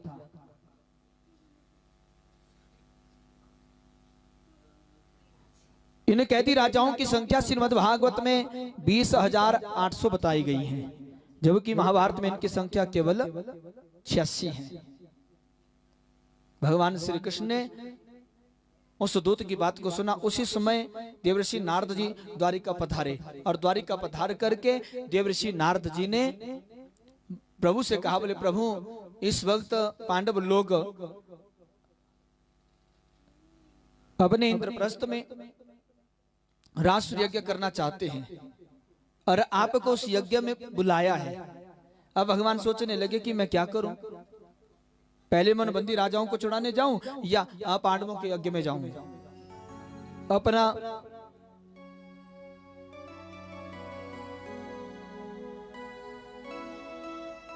विचार सभी से कहा, सभी की सुनी। उद्धव जी के कहने पर प्रभु उद्धव जी ने कहा था, बोले प्रभु हमारा पहला काम है उन बंदी राजाओं को छुड़ाना। वैसे भी महाराज युधिष्ठिर जी को यज्ञ करवाने के लिए धन सामग्री की जरूरत होगी।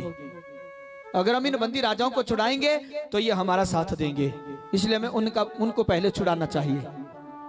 भगवान श्री कृष्ण ने उद्धव जी की बात को मान लिया, और फिर क्या किया, भीम, अर्जुन और भगवान श्री कृष्ण ये जरासंध के पास चले गए, और जरासंध के पास जाकर के भिक्षा को मांगा था। जरासंध से द्वंद्व युद्ध की भिक्षा को मांगा। जरासंध ने भी द्वंद्व युद्ध की भिक्षा दे दी थी, और युद्ध भीम के साथ हुआ था, और भीम ने इस जरासंध को मौत के घाट उतार दिया था भगवान श्री कृष्ण के इशारे पर, और बाद में उन सभी बंदी राजाओं को छुड़ा लिया था। और उसके उपरांत आगे चल कर के फिर आसुर यज्ञ हुआ। उस यज्ञ में भगवान श्री कृष्ण की पूजा करी गई, लेकिन शिशुपाल के पेट में पीड़ा हो गई थी, और शिशुपाल अपने आसन के ऊपर उठ करके खड़ा हो गया और भगवान श्री कृष्ण को गालियां देने लगा। भगवान श्री कृष्ण ने अपनी बुआ को वचन दिया था कि मैं इसकी 100 गलतियों को माफ कर दूंगा, अगर 100 गलती के ज्यादा इसकी गलती हुई तो इसे माफ नहीं करूंगा। शिशुपाल भूल गया तो उसकी 100 गलतियां पूरी हो गई थी। 100 गलती के बाद जो उसकी एक गलती और हुई तो महाराज भगवान श्री कृष्ण को क्रोध आया और अपने हाथ में सुदर्शन चक्र लेकर के शिशुपाल का सिर धड़ से अलग कर दिया। बोल वृंदावन बिहारी लाल की जब ये सुदर्शन चक्र लौट करके वापिस आया था ना, तो प्रभु की उंगली कट गई थी और द्रौपदा दौड़ी दौड़ी गई थी, अपनी सबसे कीमती साड़ी को फाड़ करके उसके ऊपर पट्टी कर दी थी। भगवान ने कहा था इसका भी मैं एक दिन मोल जरूर चुकाऊंगा, जरूर चुकाऊंगा मोल। और उसके उपरांत अब इंद्रप्रस्थ की शोभा अनोखी थी। जल की जगह थल दिखता था, थल की जगह जल दिखता था।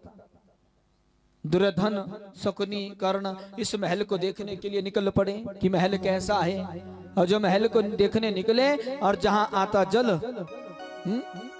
वहां अपनी धोती ऊपर कर लेते, जहां आता थल वहां धोती नीचे कर देते, जिसके कारण इस दुर्योधन को लगा गोता, गोता लगा पानी में। तो द्रौपदा जोर जोर से हंसने लगी और हंसती द्रौपदा कहती हैं, अरे भरा सरोवर दिखता नहीं है दिवस प्रकाशित भान, फिर भी जल सूझा नहीं है अंधे की संतान। अंधे की संतान अंधी। जब अंधे की संतान को कहा था तो इस दुर्योधन को बड़ा क्रोध आ गया था और वहां से जल भून करके चला गया था। इन पांडवों को जुआ खेलने का बड़ा शौक था। इन कौरवों ने क्या किया, पांडवों को जुआ खेलने का निमंत्रण भेजा और ये पांडव भी जुआ खेलने के लिए चले गए हस्तिनापुर। खूब वहां पे जुआ खेलने लगे। और जब जुआ खेलने लगे तो जुआ खेलते खेलते अपना सब कुछ हार गए थे पांडव लोग। अपने आप को भी दांव पे लगा दिया, अपने आप को भी हार गए। जब दांव पे लगाने के लिए कोई नहीं बचा था तो अंत में द्रौपदा को भी दांव पे लगा दिया था और उस द्रौपदा को भी हार गए थे। दुर्योधन ने दुशासन से कहा था उस अंधे की संतान को कहने वाली को लेकर के यहाँ पे आओ। दुशासन गया और घसीटता हुआ द्रौपदा को ले आया था। उस वक्त द्रौपदा महामारी में चली हुई थी और उसने अपने सारे केस खुले छोड़े हुए थे और उन केसों को पकड़ करके उसे घसीटता हुआ ये बीच सभा में ले आया। बहुत गिड़गिड़ाई, लेकिन दुशासन ने एक नहीं मानी थी द्रौपदा की। जब सभा के बीच में ले आया तो दुर्योधन ने जब उस द्रौपदा को देखा तो दुर्योधन कहता है, अरे दुशासन, इस अंधे की संतान को कहने वाली को यहाँ लेकर के और मेरी जंघा के ऊपर बैठा दो। भीम खड़ा हो गया, भीम को क्रोध आ गया। भले अरे दुर्योधन, तू द्रौपदा को अपनी जंघा के ऊपर बैठने के लिए कह रहा है ना, एक दिन मैं तेरी इस जंघा को ही तोड़ दूंगा। दुर्योधन कहता है भैया नीचे बैठ जाओ, मेरे दास हो, कुछ नहीं बोल सकते। दुशासन, इस द्रौपदा की साड़ी को उतारो, खींचो इसकी साड़ी को। दुशासन साड़ी को खींचने लगा। द्रौपदा सभी के आगे गिड़गिड़ाई। वहां पे बड़े बड़े राजा महाराजा बैठे थे। धृतराष्ट्र के पास गई, गिड़गिड़ाई, मुझे बचाओ, मेरी रक्षा करो। भीष्म पितामह, द्रोणाचार्य, कृपाचार्य सभी के पास गई, लेकिन उसकी सहायता करने के लिए कोई भी नहीं आया, कोई भी नहीं आया। 5 पति वहां पे बैठे थे, वो भी उसकी सहायता नहीं कर सके। जब उसकी सहायता के लिए कोई नहीं बचा तो उसने अपने दोनों हाथ ऊपर उठा लिए और भगवान को पुकारना शुरू कर दिया। और भगवान को पुकारते हुए कहती हैं, बचाने लाज अब मेरी, मेरे घनश्याम आ जाओ। बचाने लाज अब मेरी, मेरे घनश्याम आ जाओ। बचाने लाज अब मेरी, मेरे घनश्याम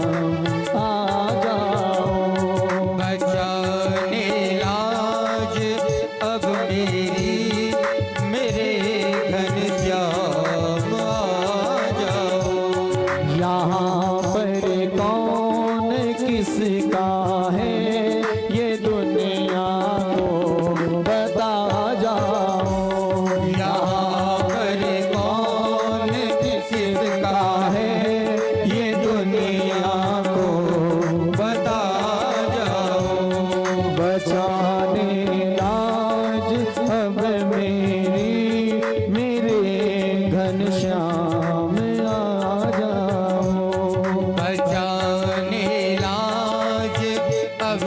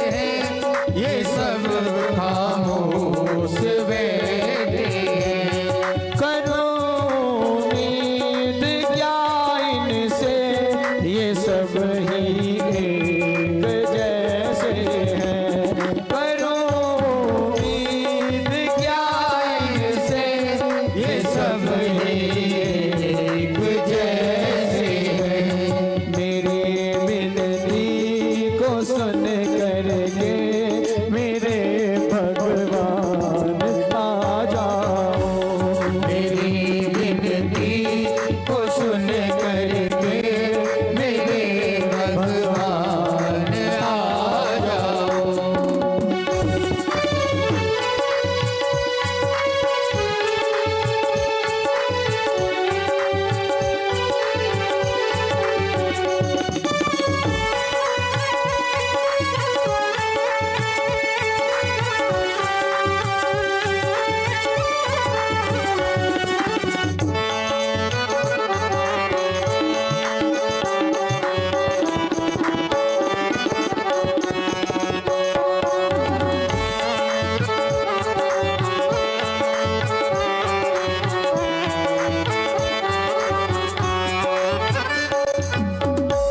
सहारा दो मुझे आकर, तेरा बस एक सहारा है। सहारा दो मुझे आकर, मेरा बस एक सहारा है। बचा लो मेरी मर्यादा, मेरे दिल ने पुकारा है। बचा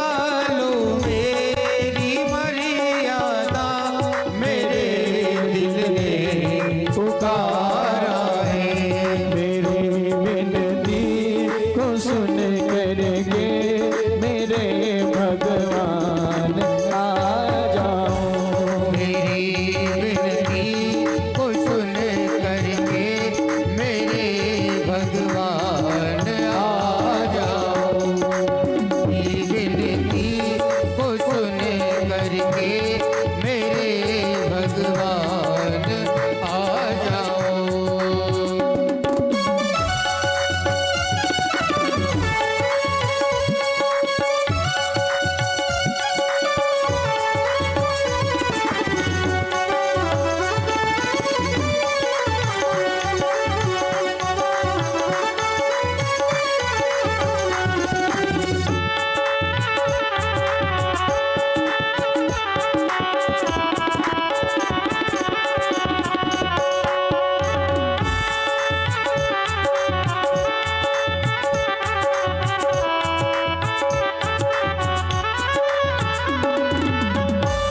यहाँ जो रिश्ते नाते हैं, सभी स्वार्थ के पुजारी हैं। यहाँ जो रिश्ते नाते हैं, सभी स्वार्थ के पुजारी हैं। यहाँ जो रिश्ते नाते हैं, सभी स्वार्थ के पुजारी हैं। यहाँ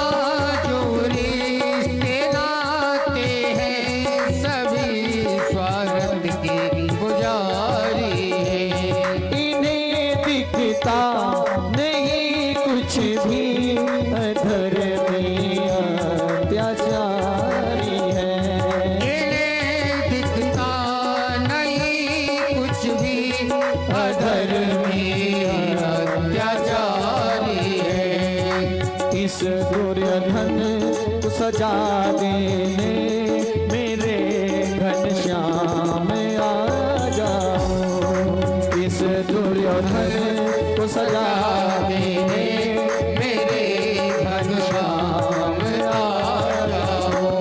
बचाने आज अब मेरे घनश्याम आ जाओ। बचाने आज अब मेरे घनश्याम आ जाओ। यहाँ पर कौन किसका है, ये दुनिया को पता जाओ। यहाँ पर कौन किसका है, ये दुनिया को पता जाओ। मेरे घनश्याम आ जाओ। मेरे घनश्याम आ जाओ। मेरे भगवान आ जाओ। बोलो श्री कृष्ण चंद्र भगवान की जय हो। द्रुपदा उस वक्त भगवान को पुकारती है, दोनों हाथ ऊपर किए हैं और दोनों हाथ ऊपर करके भगवान को पुकार रही है। ये जो आप सभी जब जयकारा लगाते हैं, दोनों हाथ ऊपर करते हैं ना, किस लिए करते हैं? कि प्रभु हमारा कोई नहीं, बस आप ही सहारा, आप ही मुझे आकर के सहारा दो। तो महाराज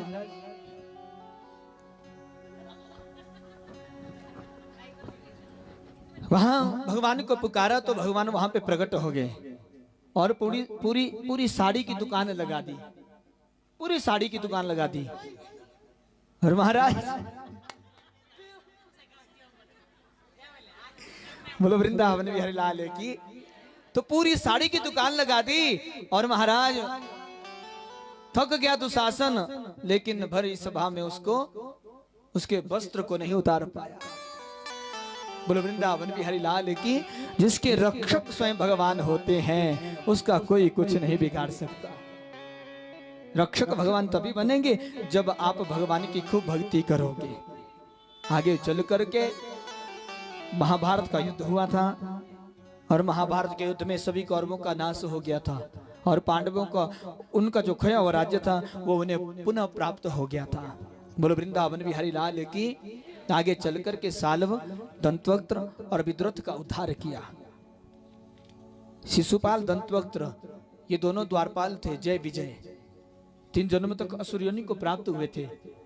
पहले जन्म में हिरणाक्ष हिरण्यकश्यप हुए, दूसरे जन्म में रावण कुंभकर्ण हुए, तीसरे जन्म में शिशुपाल दंतवक्त्र हुए, जिनका उद्धार करने के लिए भगवान को नए नए रूप बना करके आना पड़ा था और नए नए रूप बना करके इनका उद्धार किया। बोलो वृंदावन बिहारी लाल की। अब राजा परीक्षित मुनि सुखदेव जी से कहने लगे, प्रभु प्रेम और मुक्ति के दाता परम ब्रह्म परमात्मा भगवान श्री कृष्ण की शक्ति अनंत है, इसलिए उनके माधुर्य ऐश्वर्य से भरी लीलाएं भी अनंत हैं। पवित्र कीर्ति भगवान श्री कृष्ण की मंगलमयी लीलाओं का जितना गायन, जितना श्रवण किया जाए उतना कम है। इस दुनिया में मनुष्य को विष्णु काम मार्ग नहीं, काम के बाण लग रहे हैं और वे बाण सुल की तरह चित्त में चुभते जा रहे हैं, चुभते जा रहे हैं।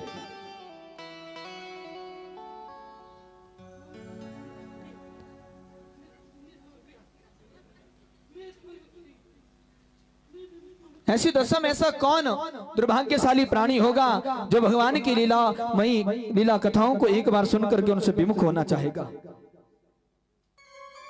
मैं यह समझता हूं कि सावागिया तस्य गुणान गृणते करो च तत्कर्म करो मनश्च समृद्ध वसंतम स्थिरं जंगमेषु शृणोति तत्पुण्य कथा सकर्णः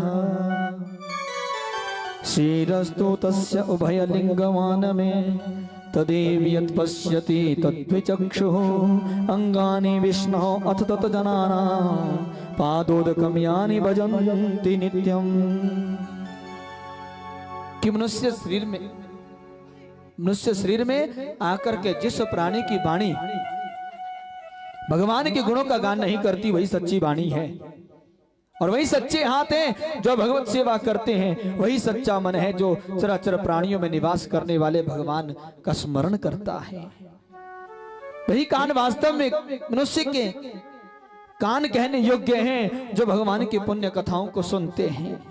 और वही सिर वास्तव में सिर है जो चराचर भगवान की मूर्ति के आगे झुका रहता है। आंखें वास्तव में वही आंखें हैं जो भगवान का दर्शन करती हैं। मनुष्य शरीर के अंगों की सार्थकता इसी में है कि वे श्री हरि और उनके भक्तों की सेवा में लगे और तथा नित्य उनके चरणों को अपने शीश पर चढ़ाएं। बोलो वृंदावन बिहारी लाल की। इतना कह करके राजा परीक्षित जी ने सुखदेव जी से प्रार्थना करी कि अब हमें आप वो कथा सुनाएं जो कि अभी तक आपने सुनाई नहीं है। राजा परीक्षित जी की इस प्रकार की प्रार्थना पर सुखदेव जी कहते हैं कि कृष्णस्यासीत सखा कश्चित ब्राह्मणो ब्रह्मवित्तमः विरक्त इंद्रियार्थेषु प्रसन्नात्मा जितेन्द्रियः। एक ब्राह्मण भगवान श्री कृष्ण के परम मित्र थे। वे बड़े ज्ञानी, विषयों से विरक्त, शांत चित्त और जितेंद्रिय थे। भगवान के इस सखा का नाम है सुदामा। बड़े प्रिय थे सुदामा जी भगवान के, बड़े प्रिय थे भगवान के।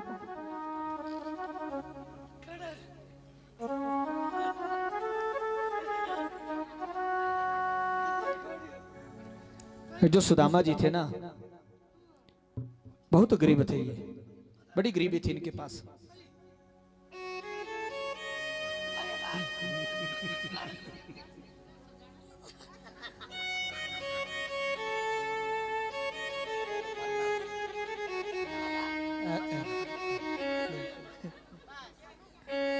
बैठ जाना, बैठ, हाँ बैठ, तैयारी थोड़ी देर बात करना तैयारी ना।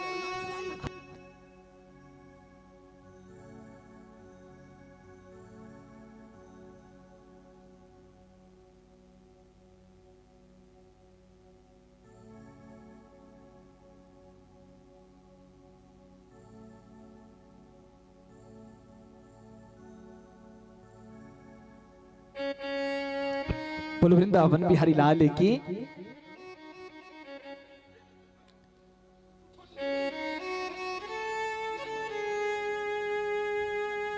अब देखो, ये जो सुदामा जी थे, सुदामा जी की मित्रता भगवान श्री कृष्ण के साथ हुई। बोले सुदामा जी की मित्रता भगवान श्री कृष्ण के साथ कब हुई? अवंती में जब शिक्षा ग्रहण करने के लिए गए थे।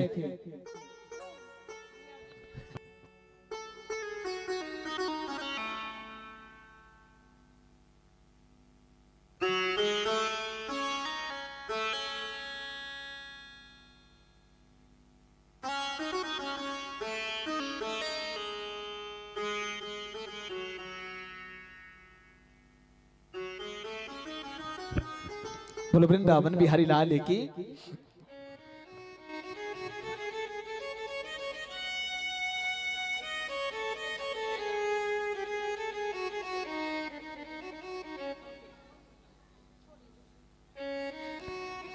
बोलो वृंदावन बिहारी लाल की। सुदामा जी जिनकी मित्रता भगवान श्री कृष्ण के साथ सांदीपनी के आश्रम में हुई, सांदीपनी के आश्रम में।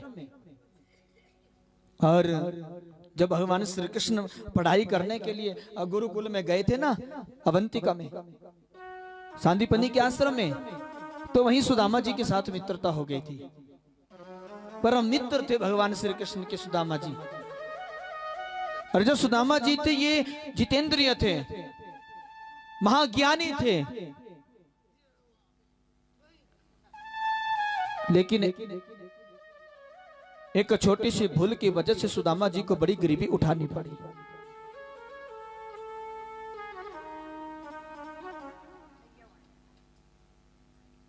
बड़ी गरीबी उठानी पड़ी थी। एक बार क्या हुआ, भगवान श्री कृष्ण और सुदामा जी ने माता के रखे हुए चन्नों को चुरा लिया।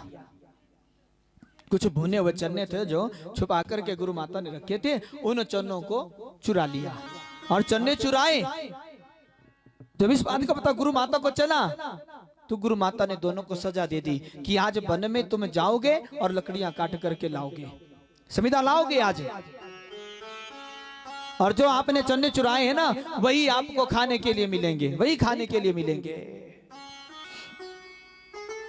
दोनों चले गए वन में लकड़ियां काटने के लिए। बरसात का मौसम था। अब जब लकड़ियां काट रहे थे तो उसी समय क्या हुआ, बारिश लगी। और जब बारिश लगी तो उस बारिश से बचने के लिए वृक्ष के ऊपर चढ़ गए। एक वृक्ष के ऊपर ठाकुर जी, दूसरे वृक्ष के ऊपर सुदामा जी चढ़ गए। अभी तो सुदामा जी थे, भूख जल्दी लग जाती थी, इन्हें भूख लगती थी। और सुदामा जी जिनके पास वह चन्ने थे, सुदामा जी ने क्या किया, उन चन्नों को खाना शुरू कर दिया। और जब सुदामा जी चन्ने खाने लगे तो चन्ने खाते खाते कड़कड़ की आवाज होने लगी। और जब कड़कड़ होने लगी तो कन्हैया ने कहा, रे सखा। सुदामा कहते हैं, कहो सखा क्या बात है? बोले कड़कड़ की आवाज कैसी हो रही है? बोले सर्दी के मारे मेरे दांत किटकिटा रहे हैं, दांत किटकिटा रहे मेरे सर्दी। बोले अच्छा। बोले हाँ। सुदामा जी पूरे चन्ने खा गए। और महाराज बारिश थमी। जब दोनों नीचे उतरे, कन्हैया कहते हैं, अरे सखा, जो मेरे हिस्से के चन्ने ने मुझे गुरु माता ने दिए थे वो चन्ने मुझे दे। सुदामा कहते ही मैं खा गया। अरे सखा मैं खा गया। क्या तुम मेरे हिस्से के चन्ने खा गए? बोले हाँ। बोले सखा सुदामा, तुझे पता है ना, जो दूसरे के प्रारब्ध को खाता है उसे मैं कभी भी कुछ नहीं दूंगा। आज के बाद मैं तुझे कभी भी कुछ नहीं दूंगा। सुदामा कहता है, सखा मेरी भी सुन लो, आज के बाद मैं हमेशा आपका नाम गाता रहूंगा, लेकिन आपसे कुछ नहीं मांगूंगा। दोनों वचनबद्ध हो गए। एक ने देने से इनकार कर दिया, एक ने लेने से इनकार कर दिया, जिसके कारण सुदामा जी को गरीबी झेलनी पड़ी। अब आपने तो ये कथा तो सुनी होगी। अब वो चन्ने कहां से आए थे वो कथा आपने सुनी है।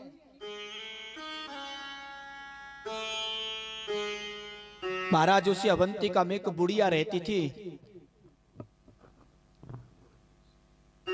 बुढ़िया रहती थी ना, 5 दिन से भूखी थी, कुछ नहीं खाया था उसने, बड़ी भूख प्यास से पीड़ित थी। और इसने क्या किया, लोगों के घर में जाकर के सभी से थोड़े थोड़े चन्ने लेकर के आई। उन चन्नों को लेकर के आई और चन्ने घर में आकर के भून दिए और भून करके एक कपड़े में बांध करके रख दिए। बुढ़िया ने सोचा हर रोज मैं थोड़ा थोड़ा खा लिया करूंगी। वो चन्ने कपड़े में बांध करके रख दिए। उस रात्रि को क्या हुआ, चोर आ गए उस बुढ़िया के घर में। चोरों ने सोचा बुढ़िया ने कुछ मालमत्ता छुपा करके रखा है।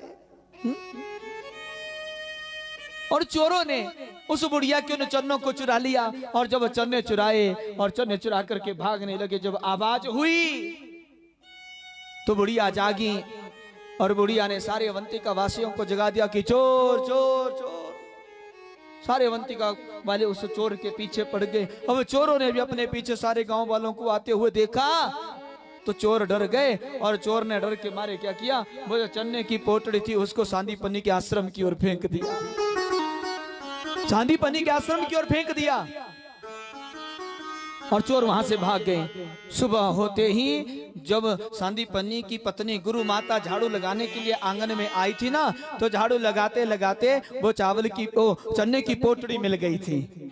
उस चन्ने की पोटड़ी को भीतर रख दिया था, जिसको सुदामा और कन्हैया ने देख लिया था।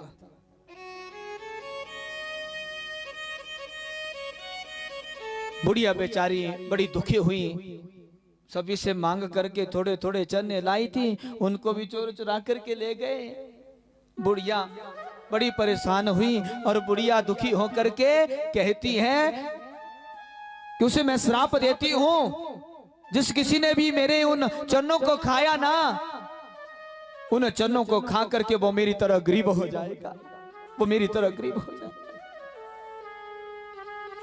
तो महाराज वो चन्ने जिनको सुदामा जी ने हाथ लगाया, जब भगवान श्री कृष्ण ने सुदामा से कहा सुदामा तू चुरा करके लाओ उन चन्नों को, सुदामा जी गए चन्ने चुराने के लिए। अब सुदामा ने हाथ ही लगाया था चन्नों से और सुदामा जी को मालूम हो गया कि चन्ने कहां से आए हैं। और मालूम हो गया था कि जिस घर से चन्ने आए हैं उस बुढ़िया ने श्राप दिया है कि जो इन चन्नों को खाएगा वो मेरी तरह गरीब हो जाएगा। जब सुदामा जी ने चन्ने चुराए थे ना, अब सुदामा जी ने सोचा अगर इन चन्नों को मैं ठाकुर जी को दे दूंगा तो त्रिलोकपति गरीब हो जाएंगे, तो त्रिलोकी कैसे चलेगी। इसलिए ठाकुर जी के हिस्से के चन्ने भी सुदामा जी खा गए थे, पूरी गरीबी को अपने ऊपर ही ले लिया था। ये कारण था सुदामा की गरीबी का।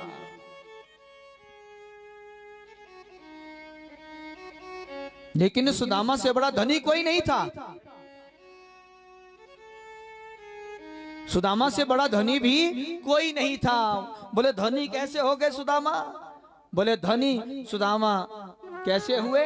क्योंकि सुदामा के पास भगवान के नाम का खजाना था, और जिसके पास भगवान के नाम का खजाना होता है उसके पास कभी भी किसी प्रकार की कोई गरीबी नहीं होती।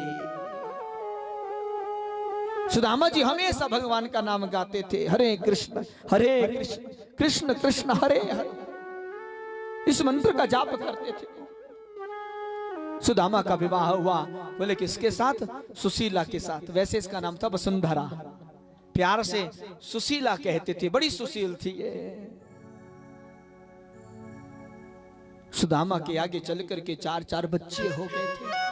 लोगों से थोड़ी थोड़ी भिक्षा मांग करके लाते थे और भिक्षा मांग करके ला करके अपने घर का गुजारा करते थे। एक दिन सुदामा जी को भिक्षा नहीं मिली तो घर में सभी बच्चे भूखे पेट ही सो गए थे, भूखे पेट सो गए थे। इधर सुशीला कहती हैं, बोले स्वामी आप कहते हैं आपके मित्र द्वारिकाधीश हैं? बोले हाँ। तो आप उनके पास मांगने के लिए क्यों नहीं जाते, उनसे क्यों नहीं कुछ मांग लेते? सुदामा कहते हैं, अरे वसुंधरे, अरे सुशीले, विपत्ति पड़े द्वार मित्र के ना जाइए। चाहे कितनी भी बड़ी विपत्ति क्यों ना पड़ जाए, मित्र के द्वार मांगने के लिए नहीं जाना चाहिए, नहीं जाना चाहिए। सुशीला कहती है, स्वामी अगर आप मांगने के लिए नहीं जा सकते ना तो उनका दर्शन करने के लिए तो जा सकते हो। बोले हाँ, अगर दर्शन करने की तुम बात कहती हो तो दर्शन करने के लिए मैं जा सकता हूं, लेकिन अगर किसी रिश्तेदार के घर में जाना हो, मित्र के घर में जाना हो तो खाली हाथ नहीं जाते, कुछ साथ में होना चाहिए। बोले आप चिंता ना करो, सभी से थोड़े थोड़े चावल मांग करके लाई, उनके एक मैले चिथड़े में कपड़े में बांध करके, उस मैले चिथड़े कपड़े में बांध करके सुदामा जी के पास दे दिया। सुशीला जानती थी जब ठाकुर जी के पास मेरे पति जाएंगे तो ठाकुर जी से कुछ नहीं मांगेंगे, लेकिन जब वो पूछेंगे कि भाभी जी ने क्या भेजा है तो ये पोटड़ी उनके पास दे देना, सुशीला ने बोला था। और जब ठाकुर जी इस पोटड़ी को देखेंगे ना तो हमारी गरीबी का उन्हें एहसास हो जाएगा। तो सुदामा जी के पास वो पोटड़ी दे दी चावल की और सुदामा जी चल पड़े।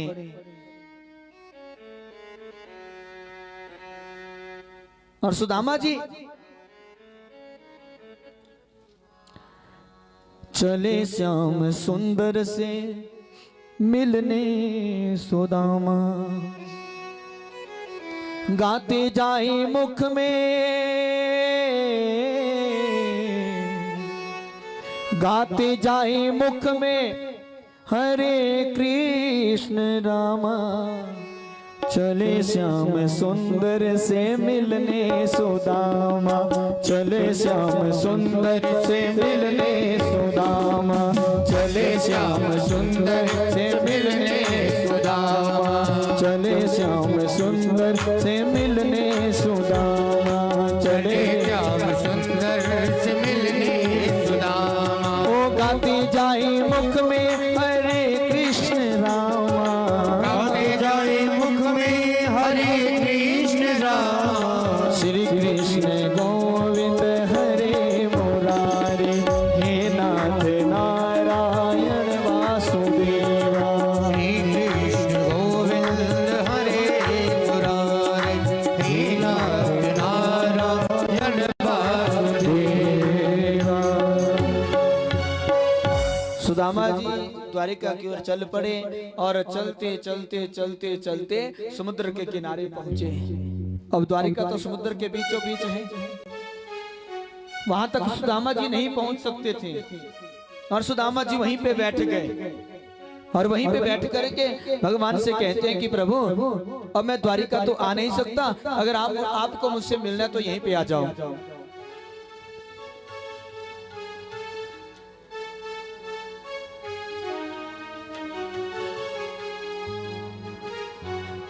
और सुदामा जी वहीं बैठ गए और ठाकुर जी को पुकारने लगे और ठाकुर जी को पुकारते हुए कहने लगे, कन्हैया तुम्हारी झलक चाहते हैं, कन्हैया तुम्हारी झलक चाहते हैं, कन्हैया तुम्हारी झलक चाहते हैं, कन्हैया तुम्हारी झलक चाहते हैं, कन्हैया तुम्हारी झलक चाहते हैं, कन्हैया तुम्हारी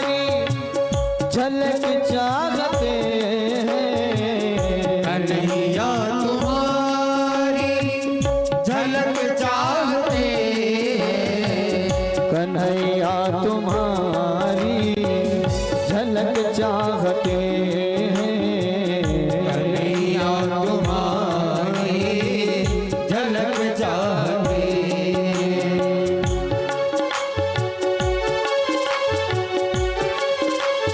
बोलो श्री कृष्णचंद्र भगवान की।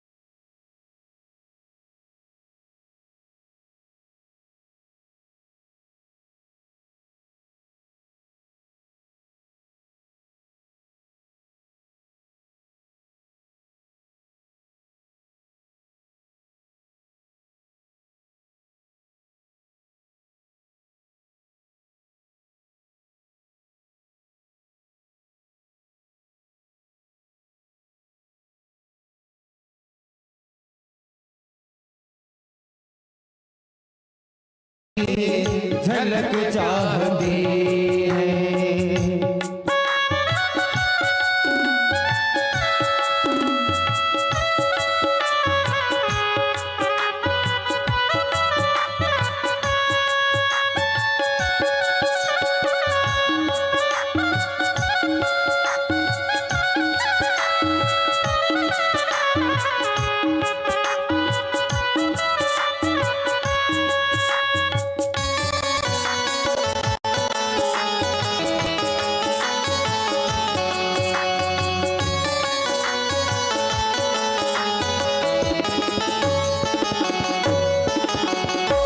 नहीं रोशनी चांद सूरज की चाहते, नहीं रोशनी चांद सूरज की चाहते, नहीं तारों गणों की माला ही चाहते, नहीं तारों गणों की माला ही चाहते, तुम्हारे मुकुटे की चमक चाहते हैं, हमारे मुकुट की चमक चाहती है। कन्हैया तुम्हारी झलक चाहते हैं, कन्हैया तुम्हारी झलक चाहती है।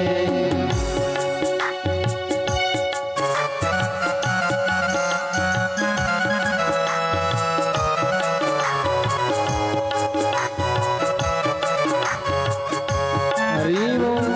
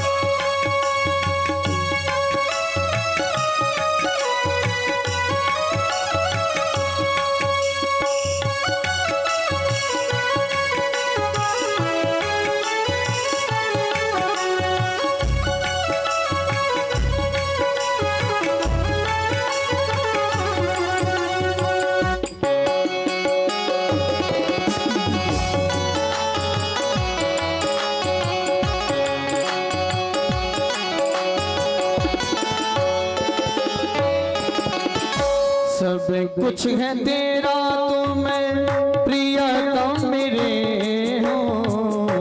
सब कुछ है तेरा तुम प्रियतम मेरे हो। सब कुछ तेरा तुम प्रियतम मेरे हो। सब कुछ है तेरा तुम प्रियतम मेरे हो। बेबस से फिर कैसे अलग हो। बेबस से फिर कैसे अलग हो। मिटे ना कभी तलब चाहते हैं। मिटे ना कभी तलब चाहते हैं। कन्हैया तुम्हारी झलक चाहते हैं। कन्हैया तुम्हारी झलक चाहते हैं। झलक चाहते हैं। झलक चाहते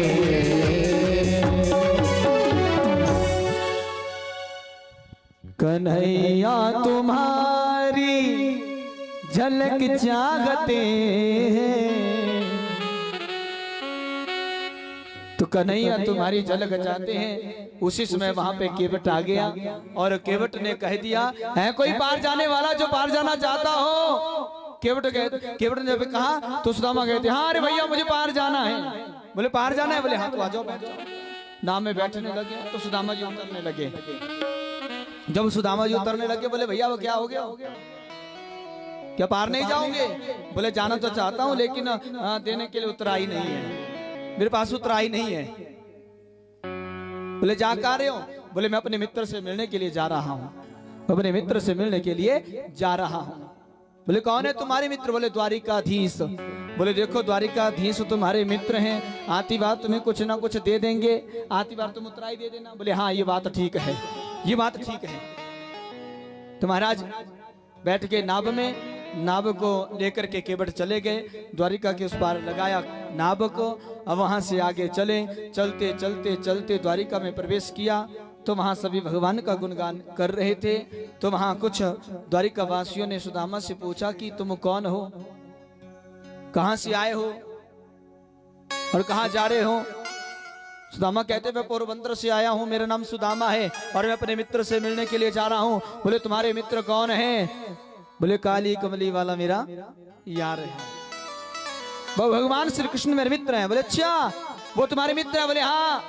बोले तन पे नहीं लगता चल पड़े कलकत्ता, जाने दो इसे, आगे द्वारपाल रोक देंगे।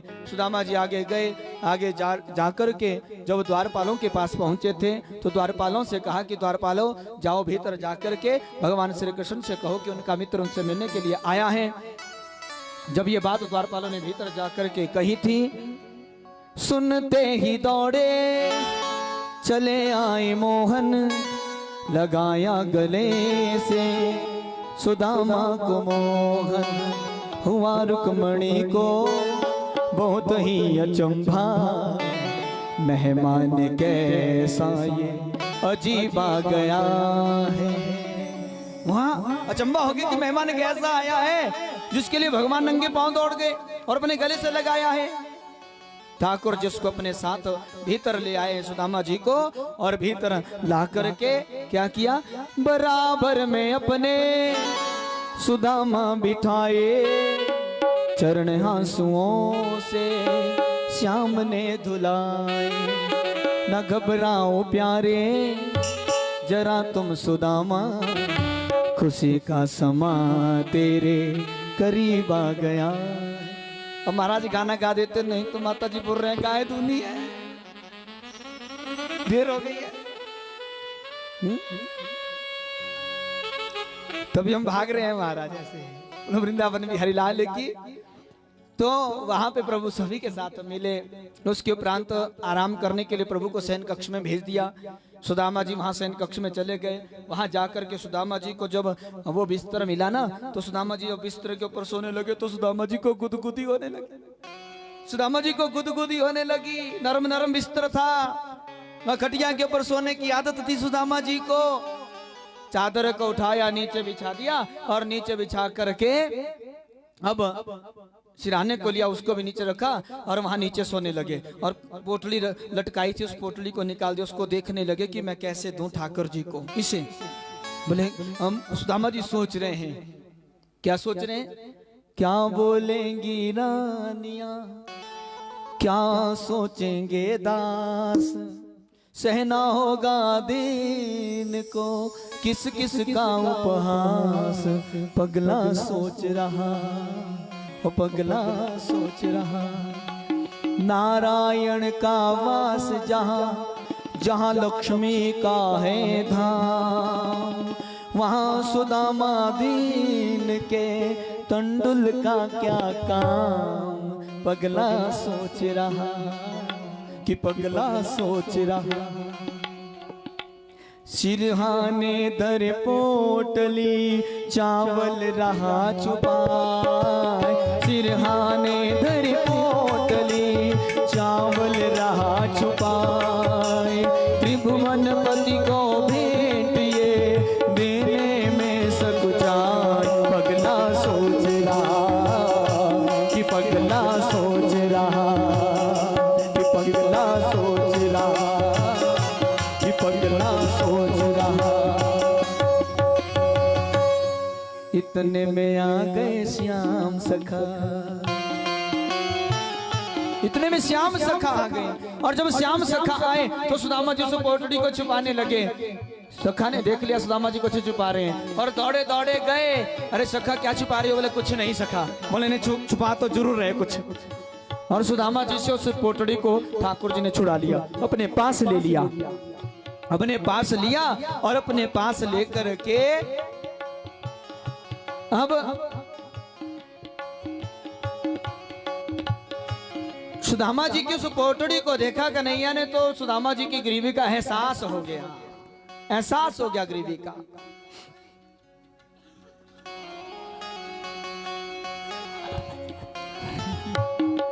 बोलो वृंदावन बिहारी लाल की। उसके उपरांत महाराज वहां पे प्रभु ने एक मुट्ठी को खाया, उस मुट्ठी को खा करके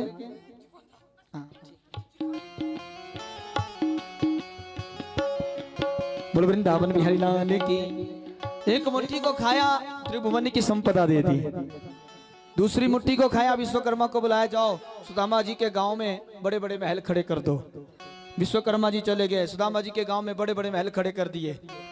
तीसरी मुट्ठी खाने लगे तो गोपियों ने सभी रानियां रोक दिया, बोले प्रभु हमारे लिए भी कुछ रहने दो। तीसरी मुट्ठी को सभी रानियों ने मिलकर के खाया था। बोलो वृंदावन बिहारी लाल की। सुदामा जी आराम करके आए और फिर अपनी सभी रानियों से मिलाया था प्रभु ने।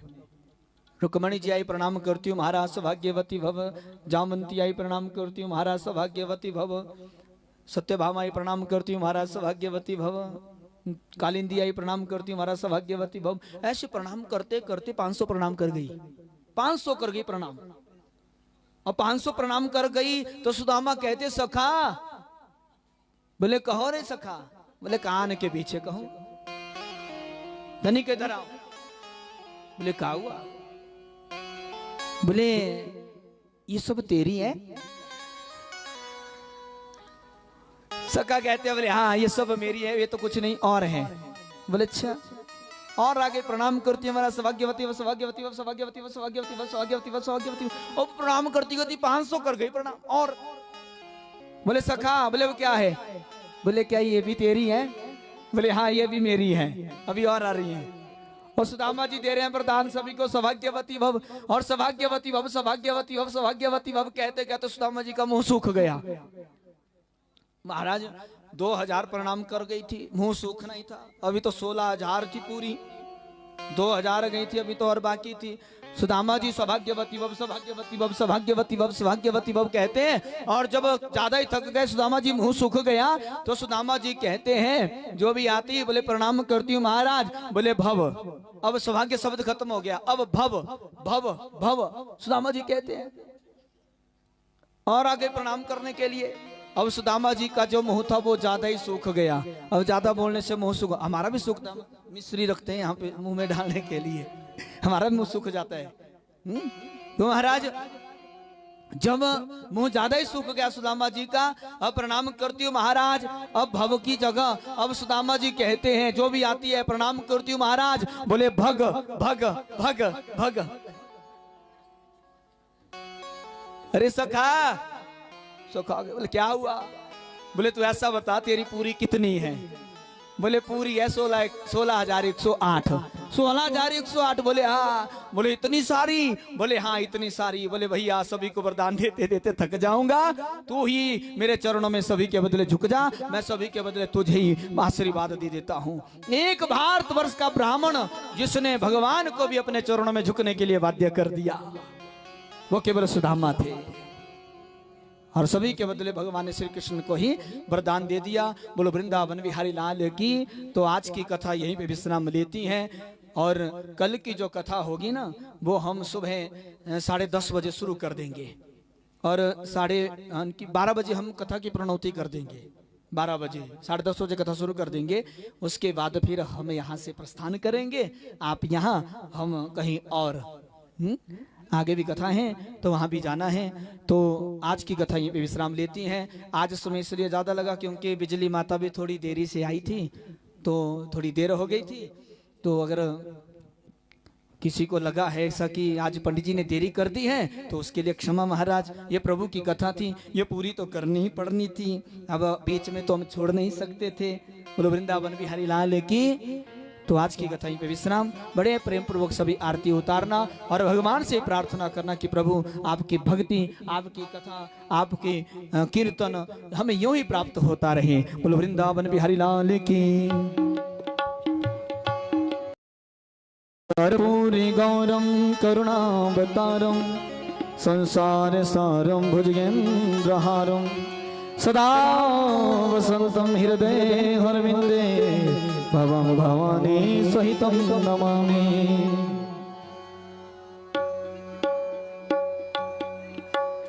बांके बिहारी तेरे आरती गाओ, श्री बांके बिहारी तेरे आरती गाओ, श्री बांके बिहारी तेरी आरती गाओ, कुंज बिहारी तेरी आरती गाओ, कुंज बिहारी तेरी आरती गाओ, आरती गाओ प्यारे तुझको मनाओ, आरती गाओ प्यारे तुझको मनाओ, हे गिरधर तेरी आरती में गाओ, हे गिरधर तेरी आरती में गाओ, और मुकुट तेरे शीश पे सोहे, और मुकुट तेरे शीश पे सोहे, प्यारी बंसी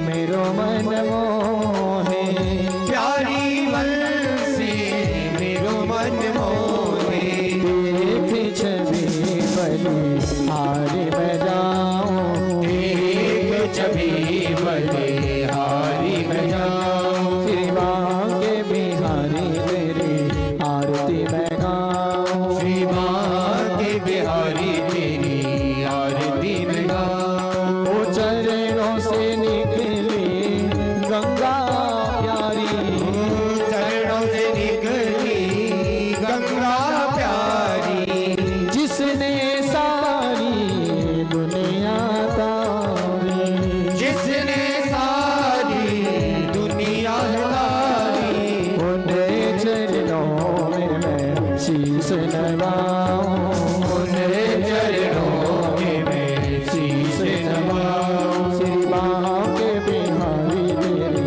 आरती में गाऊं, श्री बांके बिहारी तेरी आरती में गाऊं, श्री हरिदास के प्यारे तुम हो, श्री हरिदास के प्यारे तुम हो, मेरे मोहन जीवन धन्य हो, मेरे मोहन जीवन धन्य हो, युगल छवि में मैं बलि बलि जाऊं,